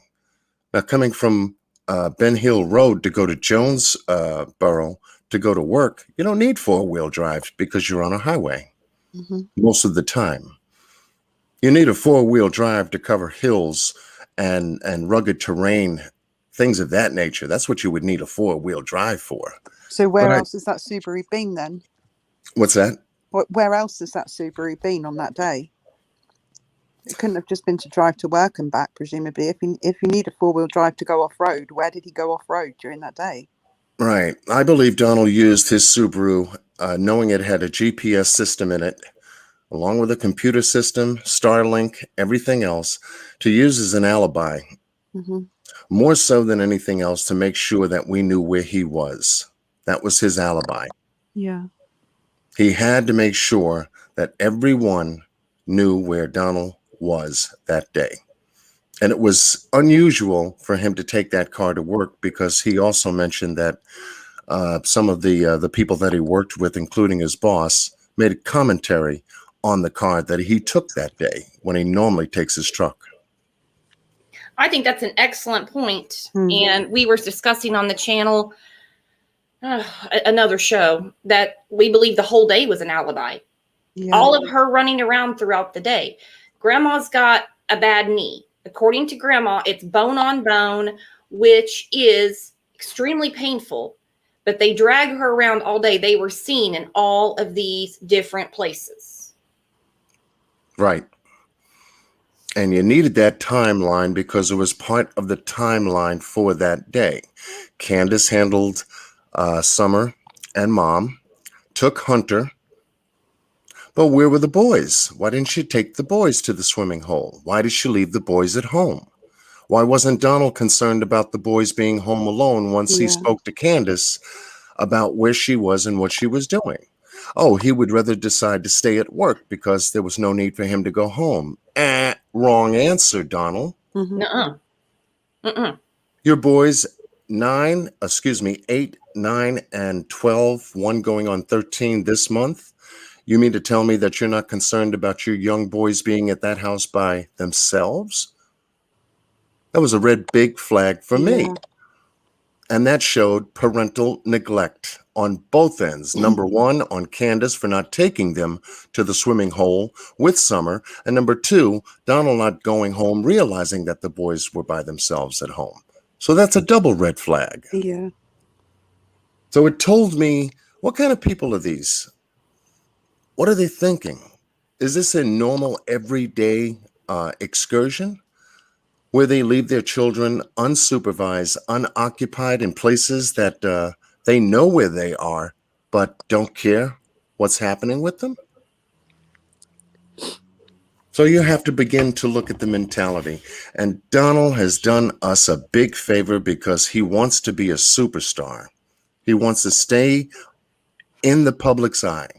He wants to carry Candace's narrative from the time that the reporter sat them both down to get the story up until Candace couldn't do it anymore. He wanted to take control, and he's been in control of this narrative ever since. He's talking about resurrection. Wrong word. What does that mean? Resurrection, revelations. She's dead. He gave up hope. There you go. All tell signs. You know something. You He know came something. right out of the chute on social media. Not my daughter's missing. Not flyers. Find my daughter. They weren't going around town and putting up flyers or anything like that. They didn't have T-shirts on that says find Summer Wells, anything like that. It was gloom and doom. The minute he started talking, he had no hope. Oh, the first words out of his mouth once he got down to the bottom of Beach Creek road where that shed is that he knew that she was gone. He told the police, she's not here. What are you looking for at the property? She ain't here. He verified it in the phone call, the clips we were just playing, when he Mhm. said she was abducted. Exactly. Now, how would you know that unless you had prior knowledge that she was abducted, Don? Is that not And- another example of him trying to blame someone else again, though, saying that she was abducted? Even if it's an unknown person that he's trying to blame, he's still trying to blame someone else by saying that she was abducted. Exactly. Was it Dudley at work? Was it Jose from October's Fight Fest and drinking party? Was it the neighbors around the corner from Ben Hill that the dopers on the block? Yep. Was it Billy that was there for almost 2 weeks? From what we heard from Hunter mentioned to Chris about Billy being on the property, about Billy hanging around because he had a crush on Grandma Wells. Yeah. Come on. Yeah. Come on. So you start to put those pieces together, and then you go back to suspectology as Chris is teaching us. What are these people thinking and what are they doing? Let's see how they move. And over the past couple of months, I've been going back to study not only Chris's work, but other content creators such as yourselves, every posting, everything that I could find to put together the suspectology, because once you understand how these people think and what they're after, then you can understand motive. And there is Yeah. motive here in this case, and it may be a financial one. Because That's what I said earlier. $50,000, $50,000 to $80,000 just showed up in this case in the last 2 months, and you have to ask yourself why. Why Yeah. all this big money now shows up in this case? Red flag. As if the TBI isn't going to pull their financials. They're talking to people that we haven't even thought of, Exactly. but they And- keep bringing up money. Exactly. And it looks like the Wells need it, don't they? Oh, they do. They Yeah. absolutely do. They even had a PayPal a few weeks ago. People were supposed to donate to this PayPal in order to help them fix up the house. There's a Cash App. Rose Meyer shut down the GoFundMe. I'm sure Dawn was a bit butthurt over that. Mm-hmm. And then you start to put together the motive. Does Donald need money? Well, let's see. 50,000 showed up out of nowhere during the interim of this case. Okay, where did that come from, and what is it going to be used for? And so you say to yourself, well, it's got to be used for something. Is it to pay off someone? Is it to pay for something? Is it to be used in any way, shape, or form in this case? You start to click together the pieces because the money's on the table. And you got to keep it on the table because just as Jay for Justice had mentioned on her channel, it blew her mind. She wanted to know, well, what is this about? Where did this come from? I said, you got a point there. Why did this show up at this time in the 2 months that Summer's been missing? And so I started taking a look at Donald. And lo and behold, the last 2 phone calls gave us enough information to begin saying, you know, Donald has erased himself from the social media platform as we know of because of what happened. What he put Candace up to when she was, you know, intoxicated and drunk and decided to have that phone call is one of them. But what he said last night on Chris's channel to his sister-in-law is another. You got a chance to see not Bible thumping Donald. You got to see the real Donald Wells. Yeah. You got to hear in his heart and in his soul who he is. Now you understand his mentality. Is he capable of trying to pull off a scam concerning a 5-year-old, his daughter, Summer Wells? Absolutely, he is. Listen to him. Like you said, that's the real him. He's talking to someone he knows very well. He's not talking to internet strangers. He's not talking about Leviticus, Revelations, Resurrection. That's how he talks to people. Chris is a retard. He lost half his viewers. Mm-hmm. She's a dumbass. Why is she doing this after 40 years? What are people going to think? Summer loved her daddy. Oh, loves her daddy. Exactly. And he knows that there's a reward fund that's out there. It's at 38,000 and change, and it's growing. People are concerned. All of us are concerned. Over 16,000 that show up on Chris McDonald's show tell us how many people in this case are concerned about Summer Wells. That's a lot of people. But he doesn't seem to be concerned about searching for his daughter. He doesn't seem to be concerned about staying in front of the news and making sure that he's out there leading the pack, leading EquiSearch, leading TBI, leading the sheriff's office or the FBI card team out there.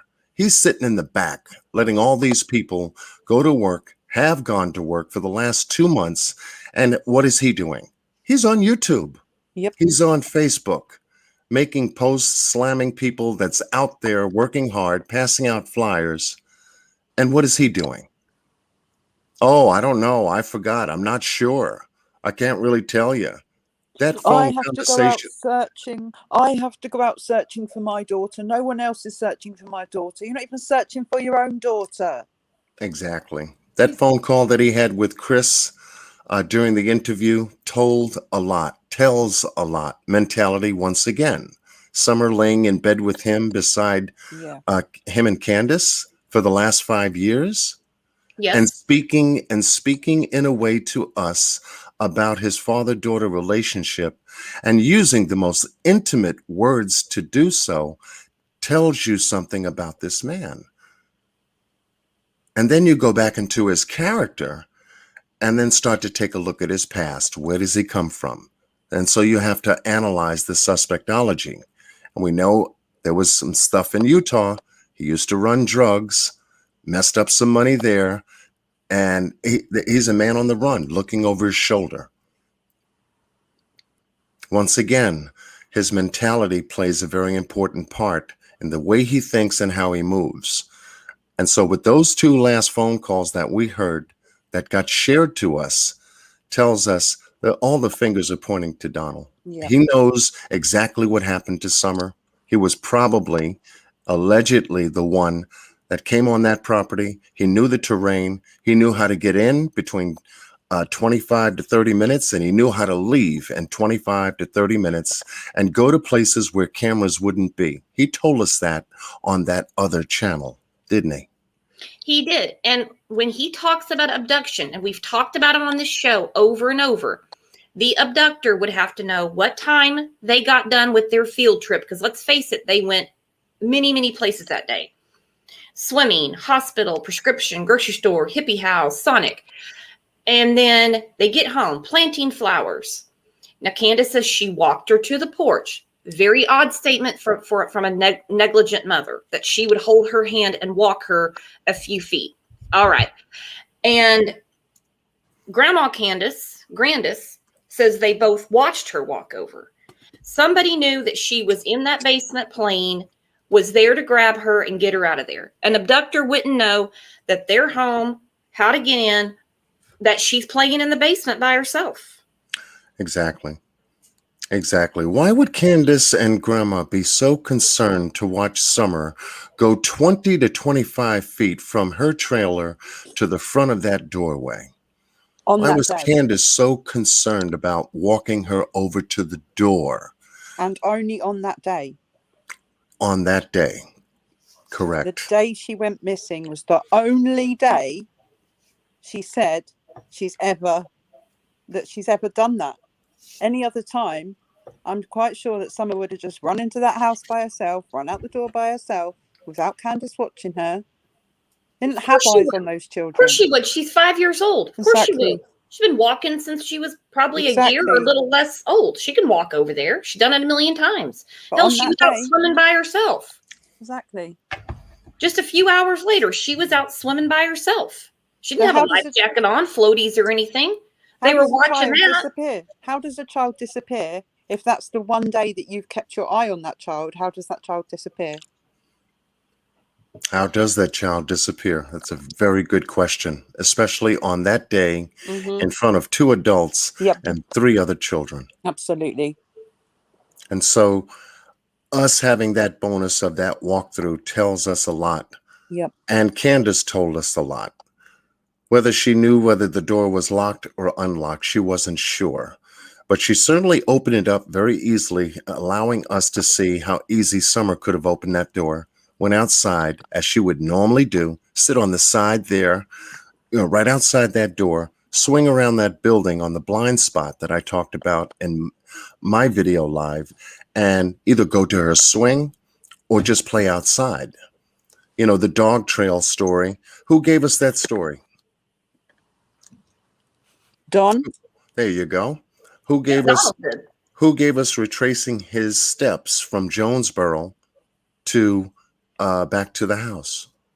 Don. They've told everything. There you go. So you understand who's controlling the narrative. What he Absolutely. wants you to know is what he wants you to believe.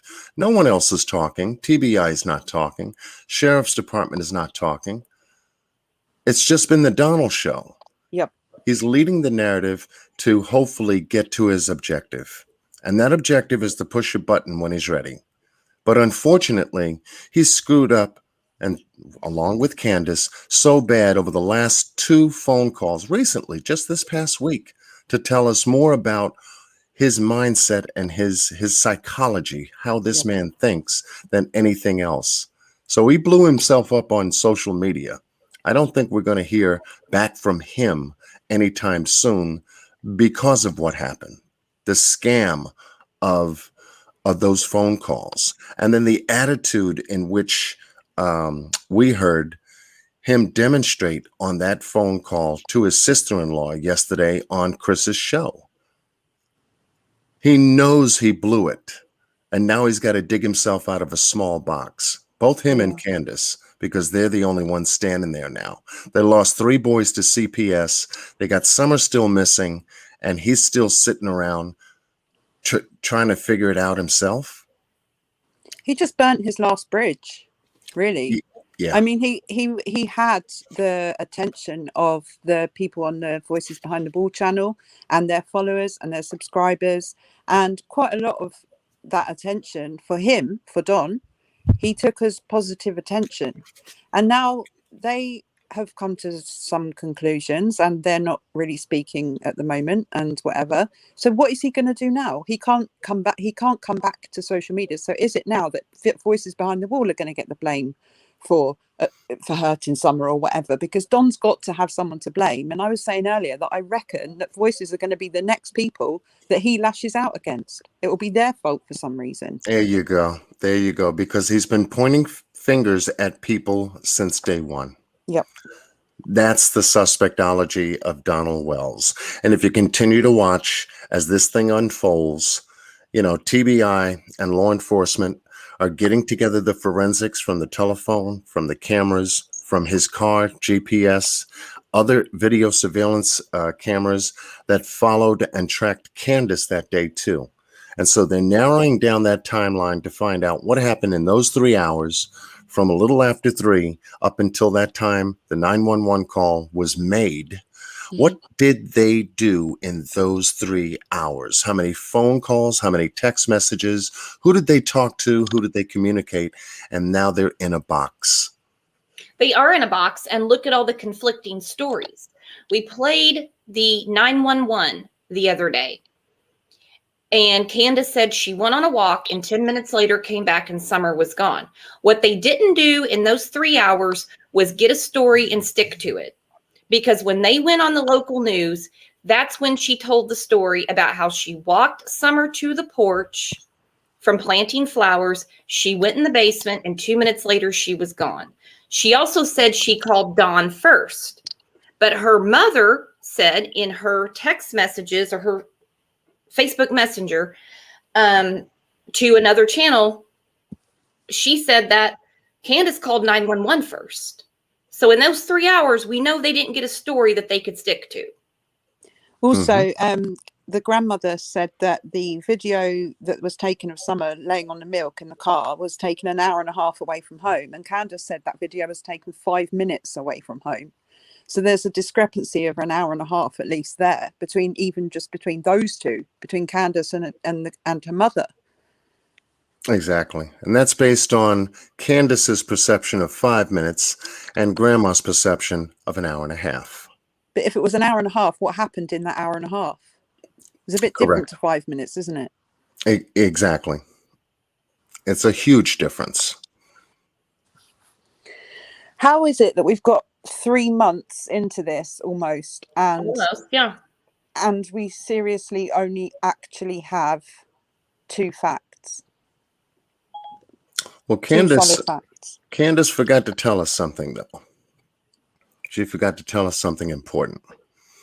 She told us about the video, the TikTok video Mhm. of them that Grandma had taken of Summer being in the back seat with Summer being dressed up in her school clothes. Yeah. But Candace forgot to tell us that when they got home, whether Summer took off those school clothes or not. You would have thought that if she was planting flowers, she might have got her changed. If There she was you wet go. from swimming, if she was wet from swimming and she'd been wet in the back of the car and had her school clothes over the top, that might have seeped through, and then she might wanted to have changed her clothes to put her in dry clothes. There you go. But she never told us that. No, That's she part of the didn't. story that was missing. There's a lot of things that Candace was mentioning to Chris that was missing. That's why he went back to try to get the timeline. He got the timeline at the water hole and then got the timeline again physically at the property. Mhm. But either timeline on both sides, the watering hole and the property, did Candace ever mention that she changed Summer out of her school clothes into play clothes so that she could go and plant flowers with Grandma and Candace? Yeah. Now, why is that? When the Amber Alert was released, did they not say that she was wearing those clothes? Was that not the description they gave of her? Yes, that's With the bare description. Hmm. So that means that they didn't change her clothes then. If they reported her missing in those clothes. Exactly. So that leaves to think, well, what did Candace do then? Mhm. They got the groceries out the car. The boys came out, got the groceries out of the car. She walks her to the door. The Did boys they put the say they did groceries on the laundry? table. Was there laundry in there somewhere? Because if you've been out swimming and you come home and you've got clothes that you're meant to be wearing for your first day of school, if you're going to do laundry, surely the first thing you're going to wash is the dirty clothes that you're wearing swimming. Correct. Especially so if much you're it going to doesn't do laundry. Especially if you're going to Absolutely. do laundry. And let's face it, where they were swimming wasn't a chlorinated pool. No, it was filthy. I'm sorry. This is my opinion. Nothing wrong with swimming in the lake or a pond, swimming hole, or anything like that, but you're not going to leave your child in that. I understand these are different parents, they have different ways, but if you're doing laundry, you're going to take those clothes off of her and wash those and put her in fresh clothes. Exactly. Correct. And that was part of the story that wasn't there. That was part of the story that was left out. And one That's thing, part of the timeline. Don even told on himself on that when he said the TBI has been asking for that afternoon timeline. And he said that he had to keep talking to Candace about that. Yeah. There's many things that she forgot, like eating, doing laundry. He encapsulated it to like an hour. Mm-hmm. So there's a lot of things she forgot in that hour. That's a lot more than an hour. Exactly. Did she make it home that day? Is there proof that she actually made it back to that house that day? And that's the other scenario. Did she make it home that day? Well, the answer to that lies in the statement that the boys give to TBI. Yeah. Because they would be the ones to see Summer at the house, outside of Grandma and Candace. And so TBI would have that information and those answers from the boys, because I'm sure that's one of the questions that they asked them. Did Summer, did you see Summer when she came home? Mm-hmm. And what do you think their answer was? We're still waiting to find out. Yeah. But They're the only ones that can tell the truth, because those three are not going to tell the truth. That's the reason we have all the conflicting stories, the back and forth. I think Hunter was used as an alibi to say he had eyes on Summer. I think all of this, I'm not ready to say that grandma was in on it, but she's going to cover for her daughter and try to keep her own back clean. Yep. She's going to protect her own backside. But the boys, and when they took them, CPS already knew Summer was missing. CPS already knew that house was a mess. CPS already knew there was rats, roaches, all of that stuff.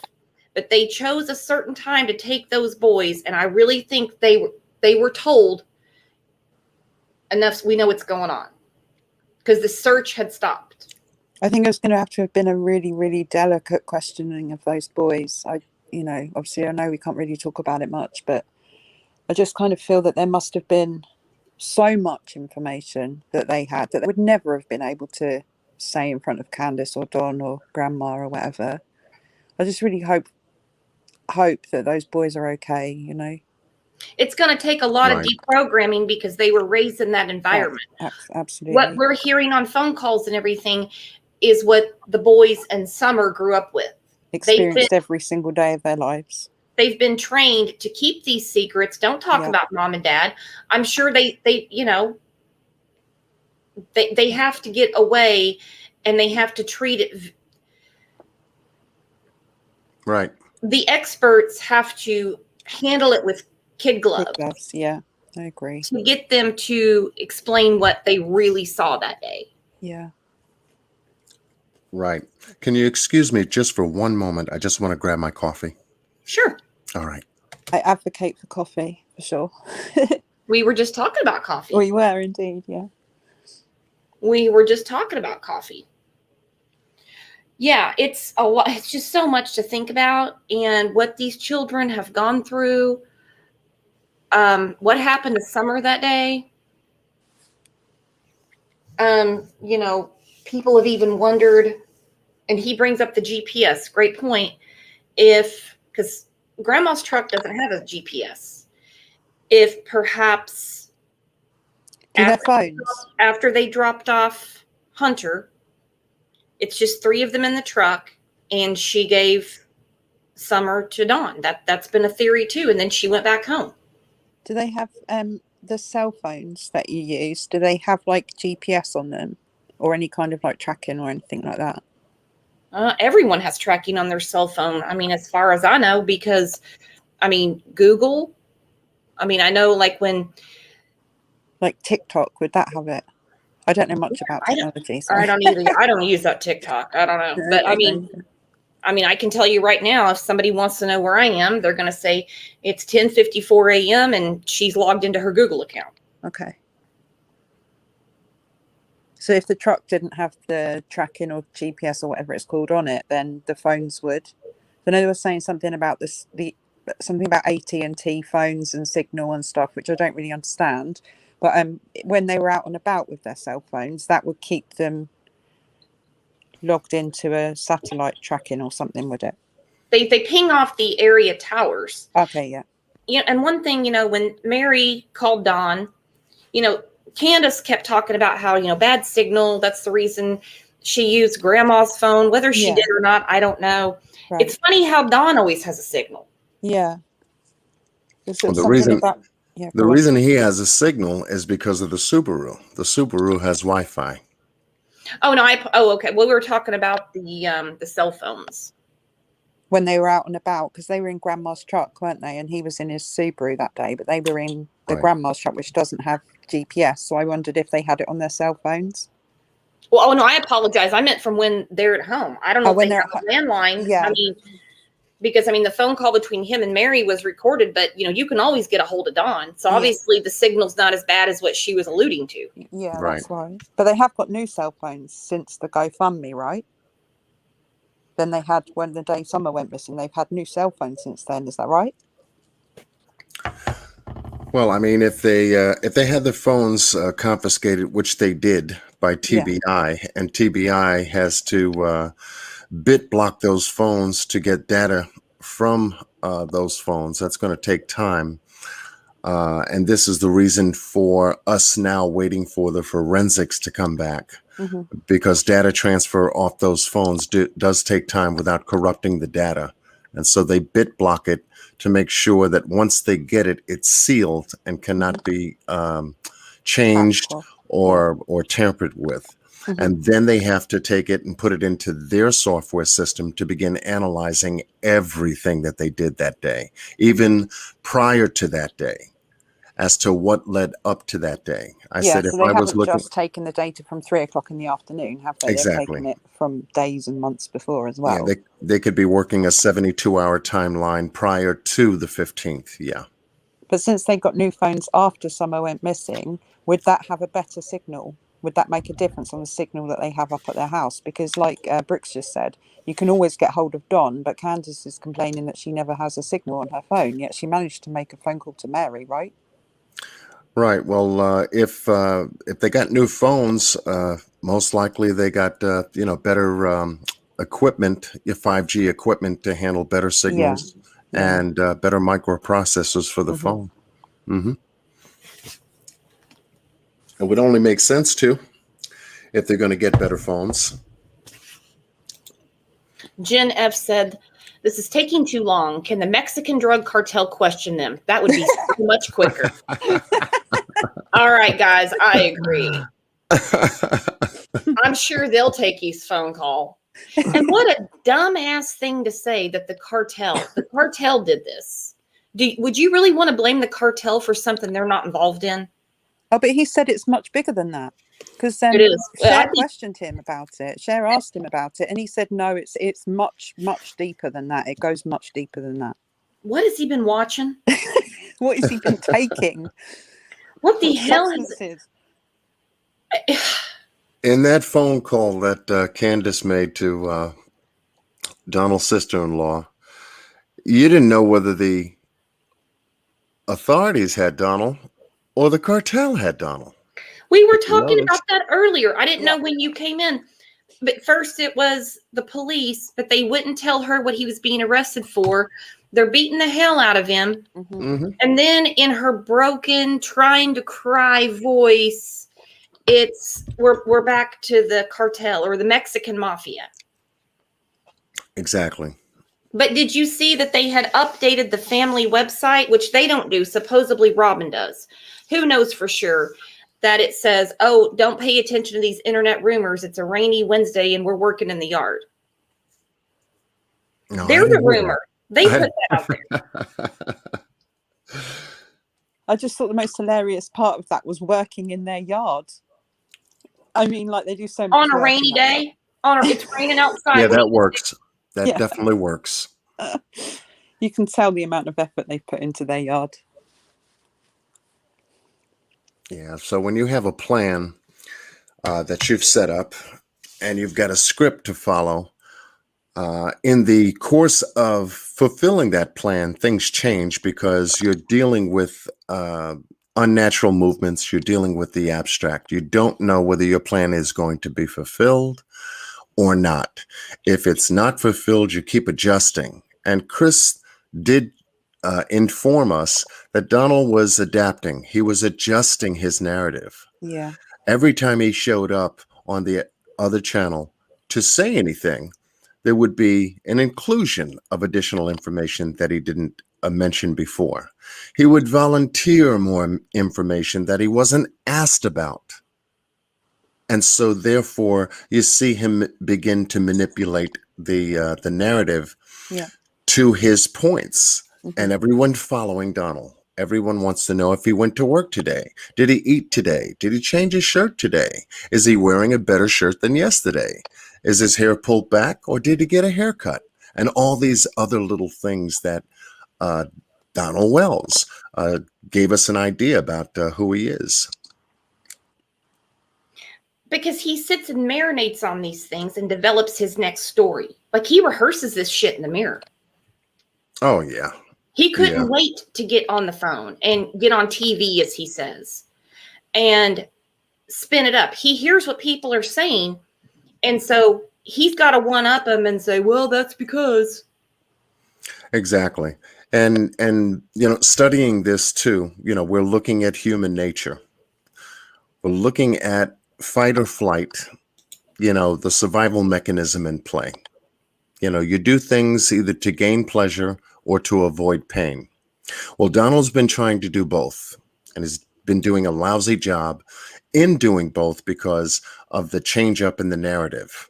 And this is where Chris has done an excellent job in tripping this guy up and asking him just case related questions about Summer, but he offers much more than Summer if everyone has been following carefully and closely. And so putting all that out there tells us about his character. And that's the key to this case, Donald's character. Is he capable of coming up with a scheme to have his daughter go missing, to have some kind of a financial benefit at the end? Well, I compared that information to the Orrin and Orson West case, which I'm currently working on as well. Yeah, great work, by the way. Well, thank you. When you take a look at Jacqueline and Trezell, on that day that they did the news conference, they did it just like Donald and Candace did, by themselves. There was no family members there to support them. There was no police there to support them in their story. How that story was told, the body language that we saw, the words that were used, the trip ups of the story during the duration of the interview. There's a lot of tell signs there. Now go to Candace and Donald's interview, and you'll start to see the same effects where they don't have their story together, where they're separate, but trying to piggyback off of one another, and so on. And so that's when you begin to take a careful look to say, wait a minute, something's not right here. And I'm sure everyone who's seen that news report that they did scratched their head and said, this looks familiar. What am I thinking about? Well, I thought about Jacqueline and Trezell West. How do those boys go missing off the property? Under your nose, because they were right there on the porch when you were outside throwing wood so that you can bring that wood in the house to make a fire. How do children go missing under your nose? How did Summer Wells go missing under Candace's nose? And you start to take a look at both those cases simultaneously and start to take a look at some motivating factors of it. Oh, there's a big motivator there. Absolutely. It could be money. That's one thing. It could be the fear of going back to prison. It could be the fact that they knew that CPS had them in their sights. Correct. Do you have any theory? And you don't have to put it on here. You can just say, yes or no, where you're aiming. Do I have a theory on where Summer, what happened to Summer that day? Oh, she was taken. I believe that from what I've been able to cover, and based on the interviews, based on studying the land, studying the terrain, studying the map between Jonesboro and Ben Hill Road, taking a look at how you get to the property, looking at it from Chris's point of view, where, you're trying to evaluate the risk factor here, from the stranger to the familiar abduction to an accident to an abduction. You have to play these pieces back and forth to see which one fits the best. And the stranger abduction doesn't work because the risk factor is so high. If you've never been to a place ever before and you're out to on mischief to try to steal something, you better be familiar with it. That's what Chris was talking about. Mm-hmm. And in the stranger abduction that Donald brings up in the beginning of the investigation didn't work because I was trying to figure out why he jumped to that conclusion to say a stranger took her, threw her in the car, and got the hell out of here. He even went as far as to say Candace is proud of her children and used TikTok and Facebook and had pictures out there of Summer. And he believed that someone became enamored with Summer and took her, but he couldn't explain how they would know where they live, how to get to the property, how to get around the dogs, how to get to the basement, where Summer's at. He couldn't explain all that. So then we switched it up to the mafia. That's a great point, Brooks. Great point. And yeah, when you can't explain that, then you take a look at it and say, is the risk factor high or low? Well, the risk factor is high if you can't explain the rest of that. And so taking a look at that, that doesn't work because no one in their left mind or their right mind would even think about stealing a child in a place that they've never been before and not have any means or ways necessary to get out of there without being seen.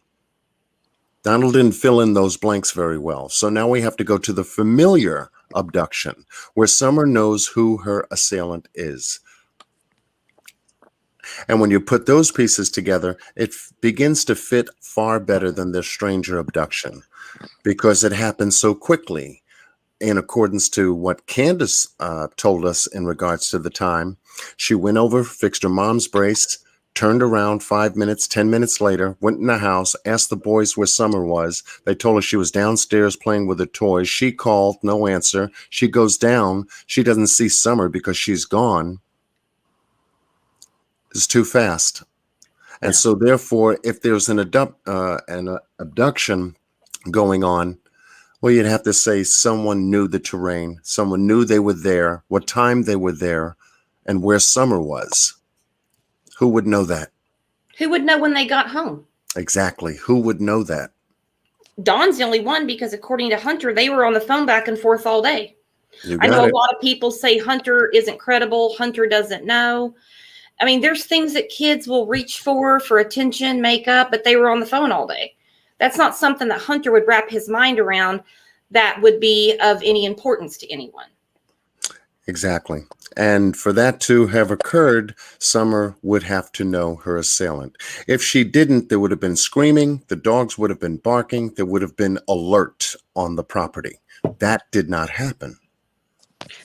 But it's funny you mentioned that because Don said when he left, he said the dogs were nowhere around. He said the dogs weren't around that day because he knew people were asking about the dogs. Exactly. People asked about screams. Don corrects himself, doubles down and says, well, I noticed they kind of filtered back up when I got home. How would you know? Why would you be looking for that when you're looking for Summer?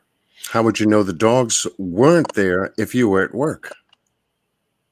Exactly. How would you know that Billy the drunk or whatever his name is was wandering around the property? How would you know that?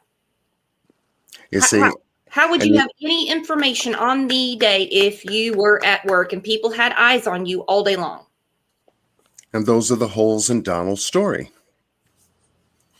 And we're smart enough to see all of these little holes that don't make sense, knowing that more suspicion is placed on Donald and Candace than anything else, because that's where the story originated from. We have been told this story only by those two people and those two people alone, because there's no one else outside of Grandma Candace and the boys that would be there to contradict this story. That's why Grandma left. She didn't want to have anything to do with the shenanigans of Donald. And the boys were taken by CPS, so they've been removed out of the picture. Summer is still missing, but I believe Donald knows exactly what happened on that day, how long it took him to do everything he needed to do on that day, why his behaviors and actions were portrayed the way they were on that day, which was totally unnatural behavior. Why leave work and knowing that you just got a call from your significant other saying that your child is missing? Why would you go to the shed at the bottom of the house rather than go to the house to make sure that the rest of your family is okay? And then start looking together. It was backwards. Especially when you've already said you knew in your gut that something would happen to her eventually. Oh, that was another one. That's another piece. His fear of something happening to Summer. He always knew something was going to happen to someone. What would make someone say that? Not unless you had some kind of thought or intentions of making something happen. And I've asked the obvious, if you had you felt that something was going to happen to your daughter, why would you not have better protection around your home? Beautiful, beautiful question. That's right. I understand we don't all think alike, but if you feel that you're in a rural area, you're isolated, something's going to happen to your daughter, whether because your wife's on TikTok too much or whatever, why would you not have set up appropriate security? Right. Take precaution on those things that you fear it's like what any parent would do. If you know that your 4-year-old or 5-year-old constantly opens up a door that you don't want them to open up, then you would say, how could I secure that door better? I'd go to the store, put a slide lock on top, nice and high, they can't reach it, etc., etc. Once I put that in place, I have security. I don't have to worry about my child going out that door. That's called taking precaution, but they didn't. But the idiots contradict each other, even though they're working together and they think they're smart. Candace said, no way in, no way out. They're locked in. Okay. That worked real well, didn't it? You know, if there was no way in and no way out, how did Summer get out? Exactly.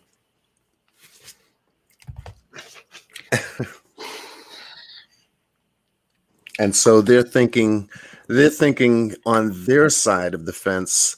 I think we got the story covered, but on the opposite side of the fence, looking in, we're taking a look at this from an isolated standpoint to say, do you people know what you're doing? You know, are you guys okay? Are you guys crazy? You know, That's what I wonder. Are they crazy, or do they really get hopped up on whatever they have going on there? And they come up with these stories, and him and Candace are like, yeah, that'll work. That'll work. Because, you know, that whole phone call to Mary about being apprehended by the feds, the police, the Mexican mafia, all that stuff that was said to Mary. That was a lot for old Mary to take in that day. That poor woman being fled off to Boston. That made perfect sense to those two. Yeah. And as Chris would say, you know, they were making a prediction about Donald. That's all.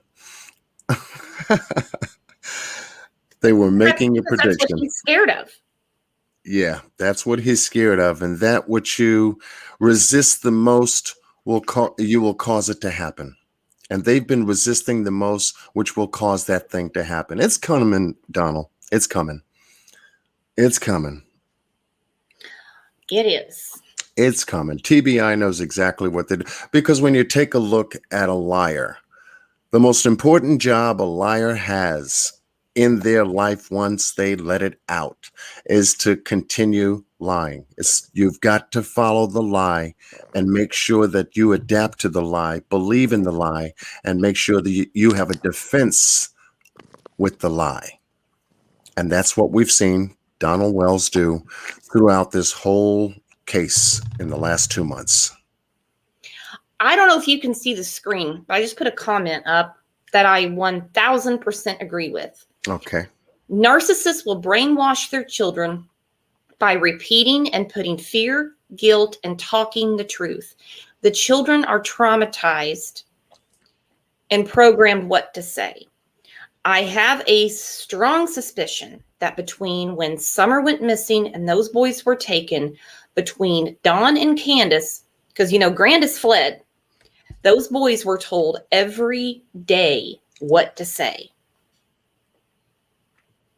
I would feel, I would lean your way. Yeah. You know, because if you're put in a position to where something repeated over and over and over and over again, whether it's the truth or it's a lie, it's something to believe in. Those boys could have been conditioned. Donald is definitely conditioned on it. Candace is now following Donald's lead, so she's conditioned on it. You know, Candace is in a position to where she's got to lean on Donald. She's not working. She's the one that was there to take care of the boys. Donald's a breadwinner. He was the one that goes out to make the money, provide for the family, pay for the food, and buy the necessary means of living. You know, so without him, what do you have? So you can't bite the hand that feeds you. Oh, no, I totally agree. I mean, I totally agree. And that could be a lot of the manipulation. I also look at her past, and I look at how she has 2 older children. Yes. I think it's a marriage made in hell. Those two are cut from the same cloth. They feed off each other. They They obviously think their ideas are great. I think Candace has more of a voice than people give her credit for, because when he was on the phone with another channel, she was armed for bear. Get off the phone. Right, because she didn't know what was going on until he told her.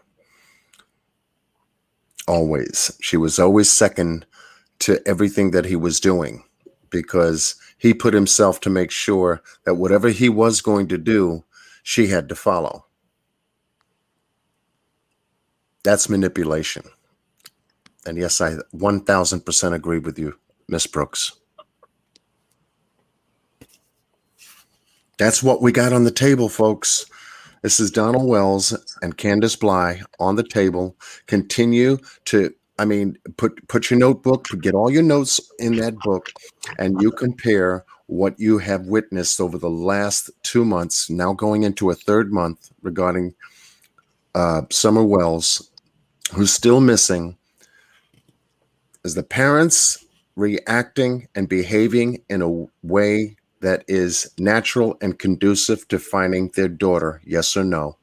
If the answer is yes, give us your reasons. If the answer is no, give us your reasons. And you'll find out that on the right-hand side, one list is going to be a hell of a lot longer than the other. Oh, yeah. Way longer. And you're going to have your suspectology profile together. I'm not in law enforcement. I have no legal background. I'm a parent myself. I'm a grandfather. I've got 3 grandchildren. And if anything should ever happen to any one of my children, they be my immediate or my grands, I'm raising hell. Period. And in no way, shape, or form will I behave or act in the way that Donald and Candace have behaved, trying to search and find their daughter. No, not at all. From the get-go. You don't stay on YouTube, and make a show out of it.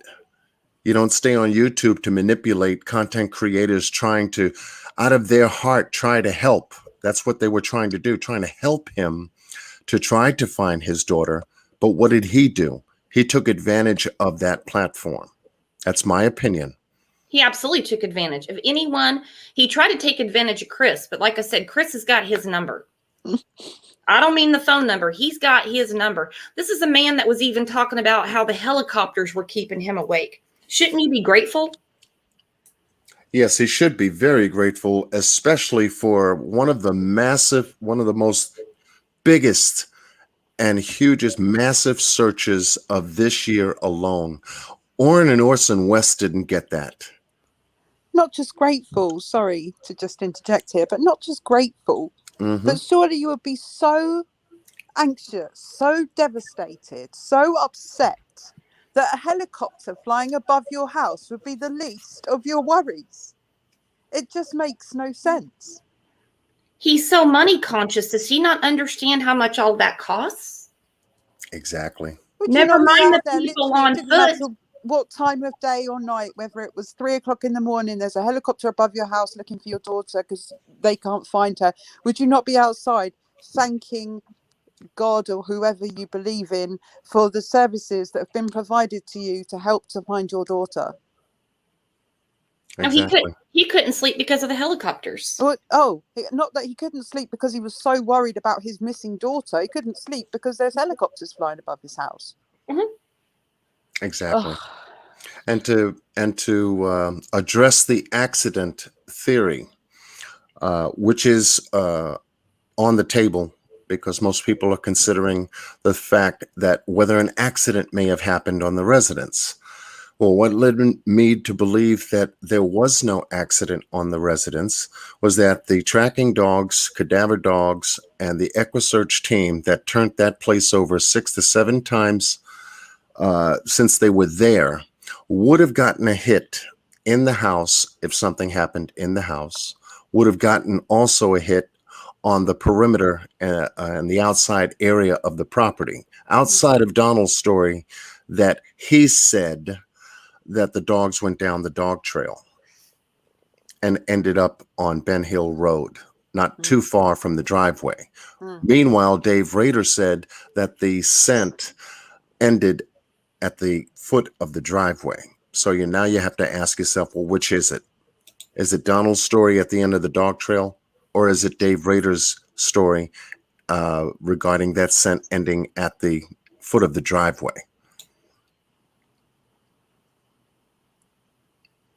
And In so in Don's world, it's what Don says. exactly. And hence, all fingers point back to Rome. Mm-hmm. I think of one of Chris's earliest statements. He said, someone attached to the property took Summer. Going back to what we discussed earlier, you would have to know the property, how to get in, how to get out, and when they were home. Precisely. So And when who is, would and who when would is know your- that? Who would know that? Donald Donnie, would know that. Yeah. Donnie, mm-hmm. Donnie, Once that was again. on his way to Boston because the cartel would want to take him there, right? Oh yeah, that's right. Boston, right? Boston. My goodness. Maybe Oh. maybe grab a sandwich at the same time. Good Lord. So when is your next show, John? I'm working on Classic and Sincere, Orrin and Orson West for tomorrow evening at 10. We're Okay. going to go over some information concerning an action plan for content creators to take. We want to shake up the Bakersfield Police Department. There's been some news coming out of California regarding corruption in their police operation and policy. It has slowed down this case from being solved or worked on. And what we're planning to do is to start notifying the upper echelons of the police department, the attorney general, the mayor, the DA's office, and we're going to email them. We're going to make phone calls to them to shake up the lead investigators on that case, because we haven't gotten an update since May on the boys. And Great so work. putting together an action plan, I'm working with Steve, AV Watchman, who gave us the video surveillance footage of December 21st of 2020 regarding how the boys went missing that night. I'm working with Miss Crenshaw Incorporated, Boots on the Ground, who was there immediately with Miss Roro, one of the biological family members, and a host of others. Miss Q Carlock. Working with the list is. The list is quite long, but making aware to other content creators, this is what we're looking to do to keep the story alive, to keep the boys' names alive, to keep the story strong. At the same time, parallel our efforts with the Summer Wells case, as well as the Cash Gernon case. So I'm operating off of three different stories, three different caseloads, but everyone is going live and keeping the name out there. That's great. I mean, And that's we the all should be best. doing I that. think Yes. the live is better. Yes. And So guys, make sure you sub John QQ's channel. It's spelled out right here. well, thank you for support of that, because Absolutely. We always do. We support other creators. I know some people don't, and they get upset if people talk about creators and chat and things like that. I don't get that. I never will. And if it's someone that's just nasty, that's one thing. But, and there's some that are out there like that. oh yes, that have nothing else better to do than to try to interfere, interrupt, and take off point and waste time just doing nothing, because that's what their life consists of. You have content creators out here like yourself and Miss Cat and people in your chat that's looking for results in these cases that come across our desk. We want resolution. I think this case is going to get resolution somewhere we're going to be moving forward in the next 48 to 72 hours in this case. And it all depends on what Donald Wells does right now. He's in a tiny, tiny box. This box is breaking and he's got no more air to breathe. He's cleaning up his yard in the rain. That's all they could come up with. When these two get together, It blows my mind. Playing dumb and saying nothing does not occur to them. They Right. have been the most transparent since day one.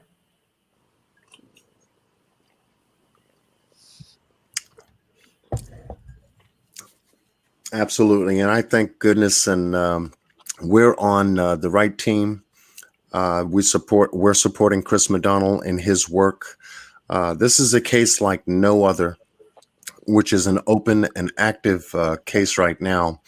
And for us to be a part of helping Chris to get resolution, because he spearheaded a lot of information to us that we would not have gotten anywhere. We would have just gotten the news report and that was it.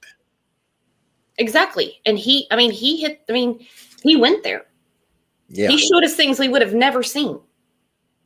exactly.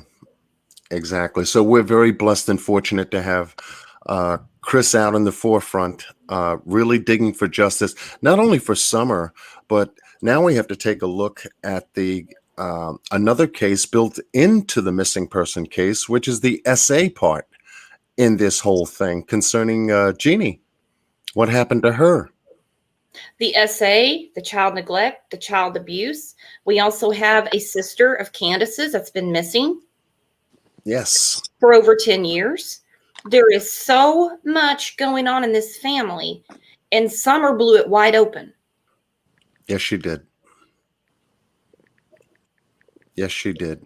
And it's just like the Kanika Jenkins case, which I came from. That was one of my very first cases that I opened up my channel on.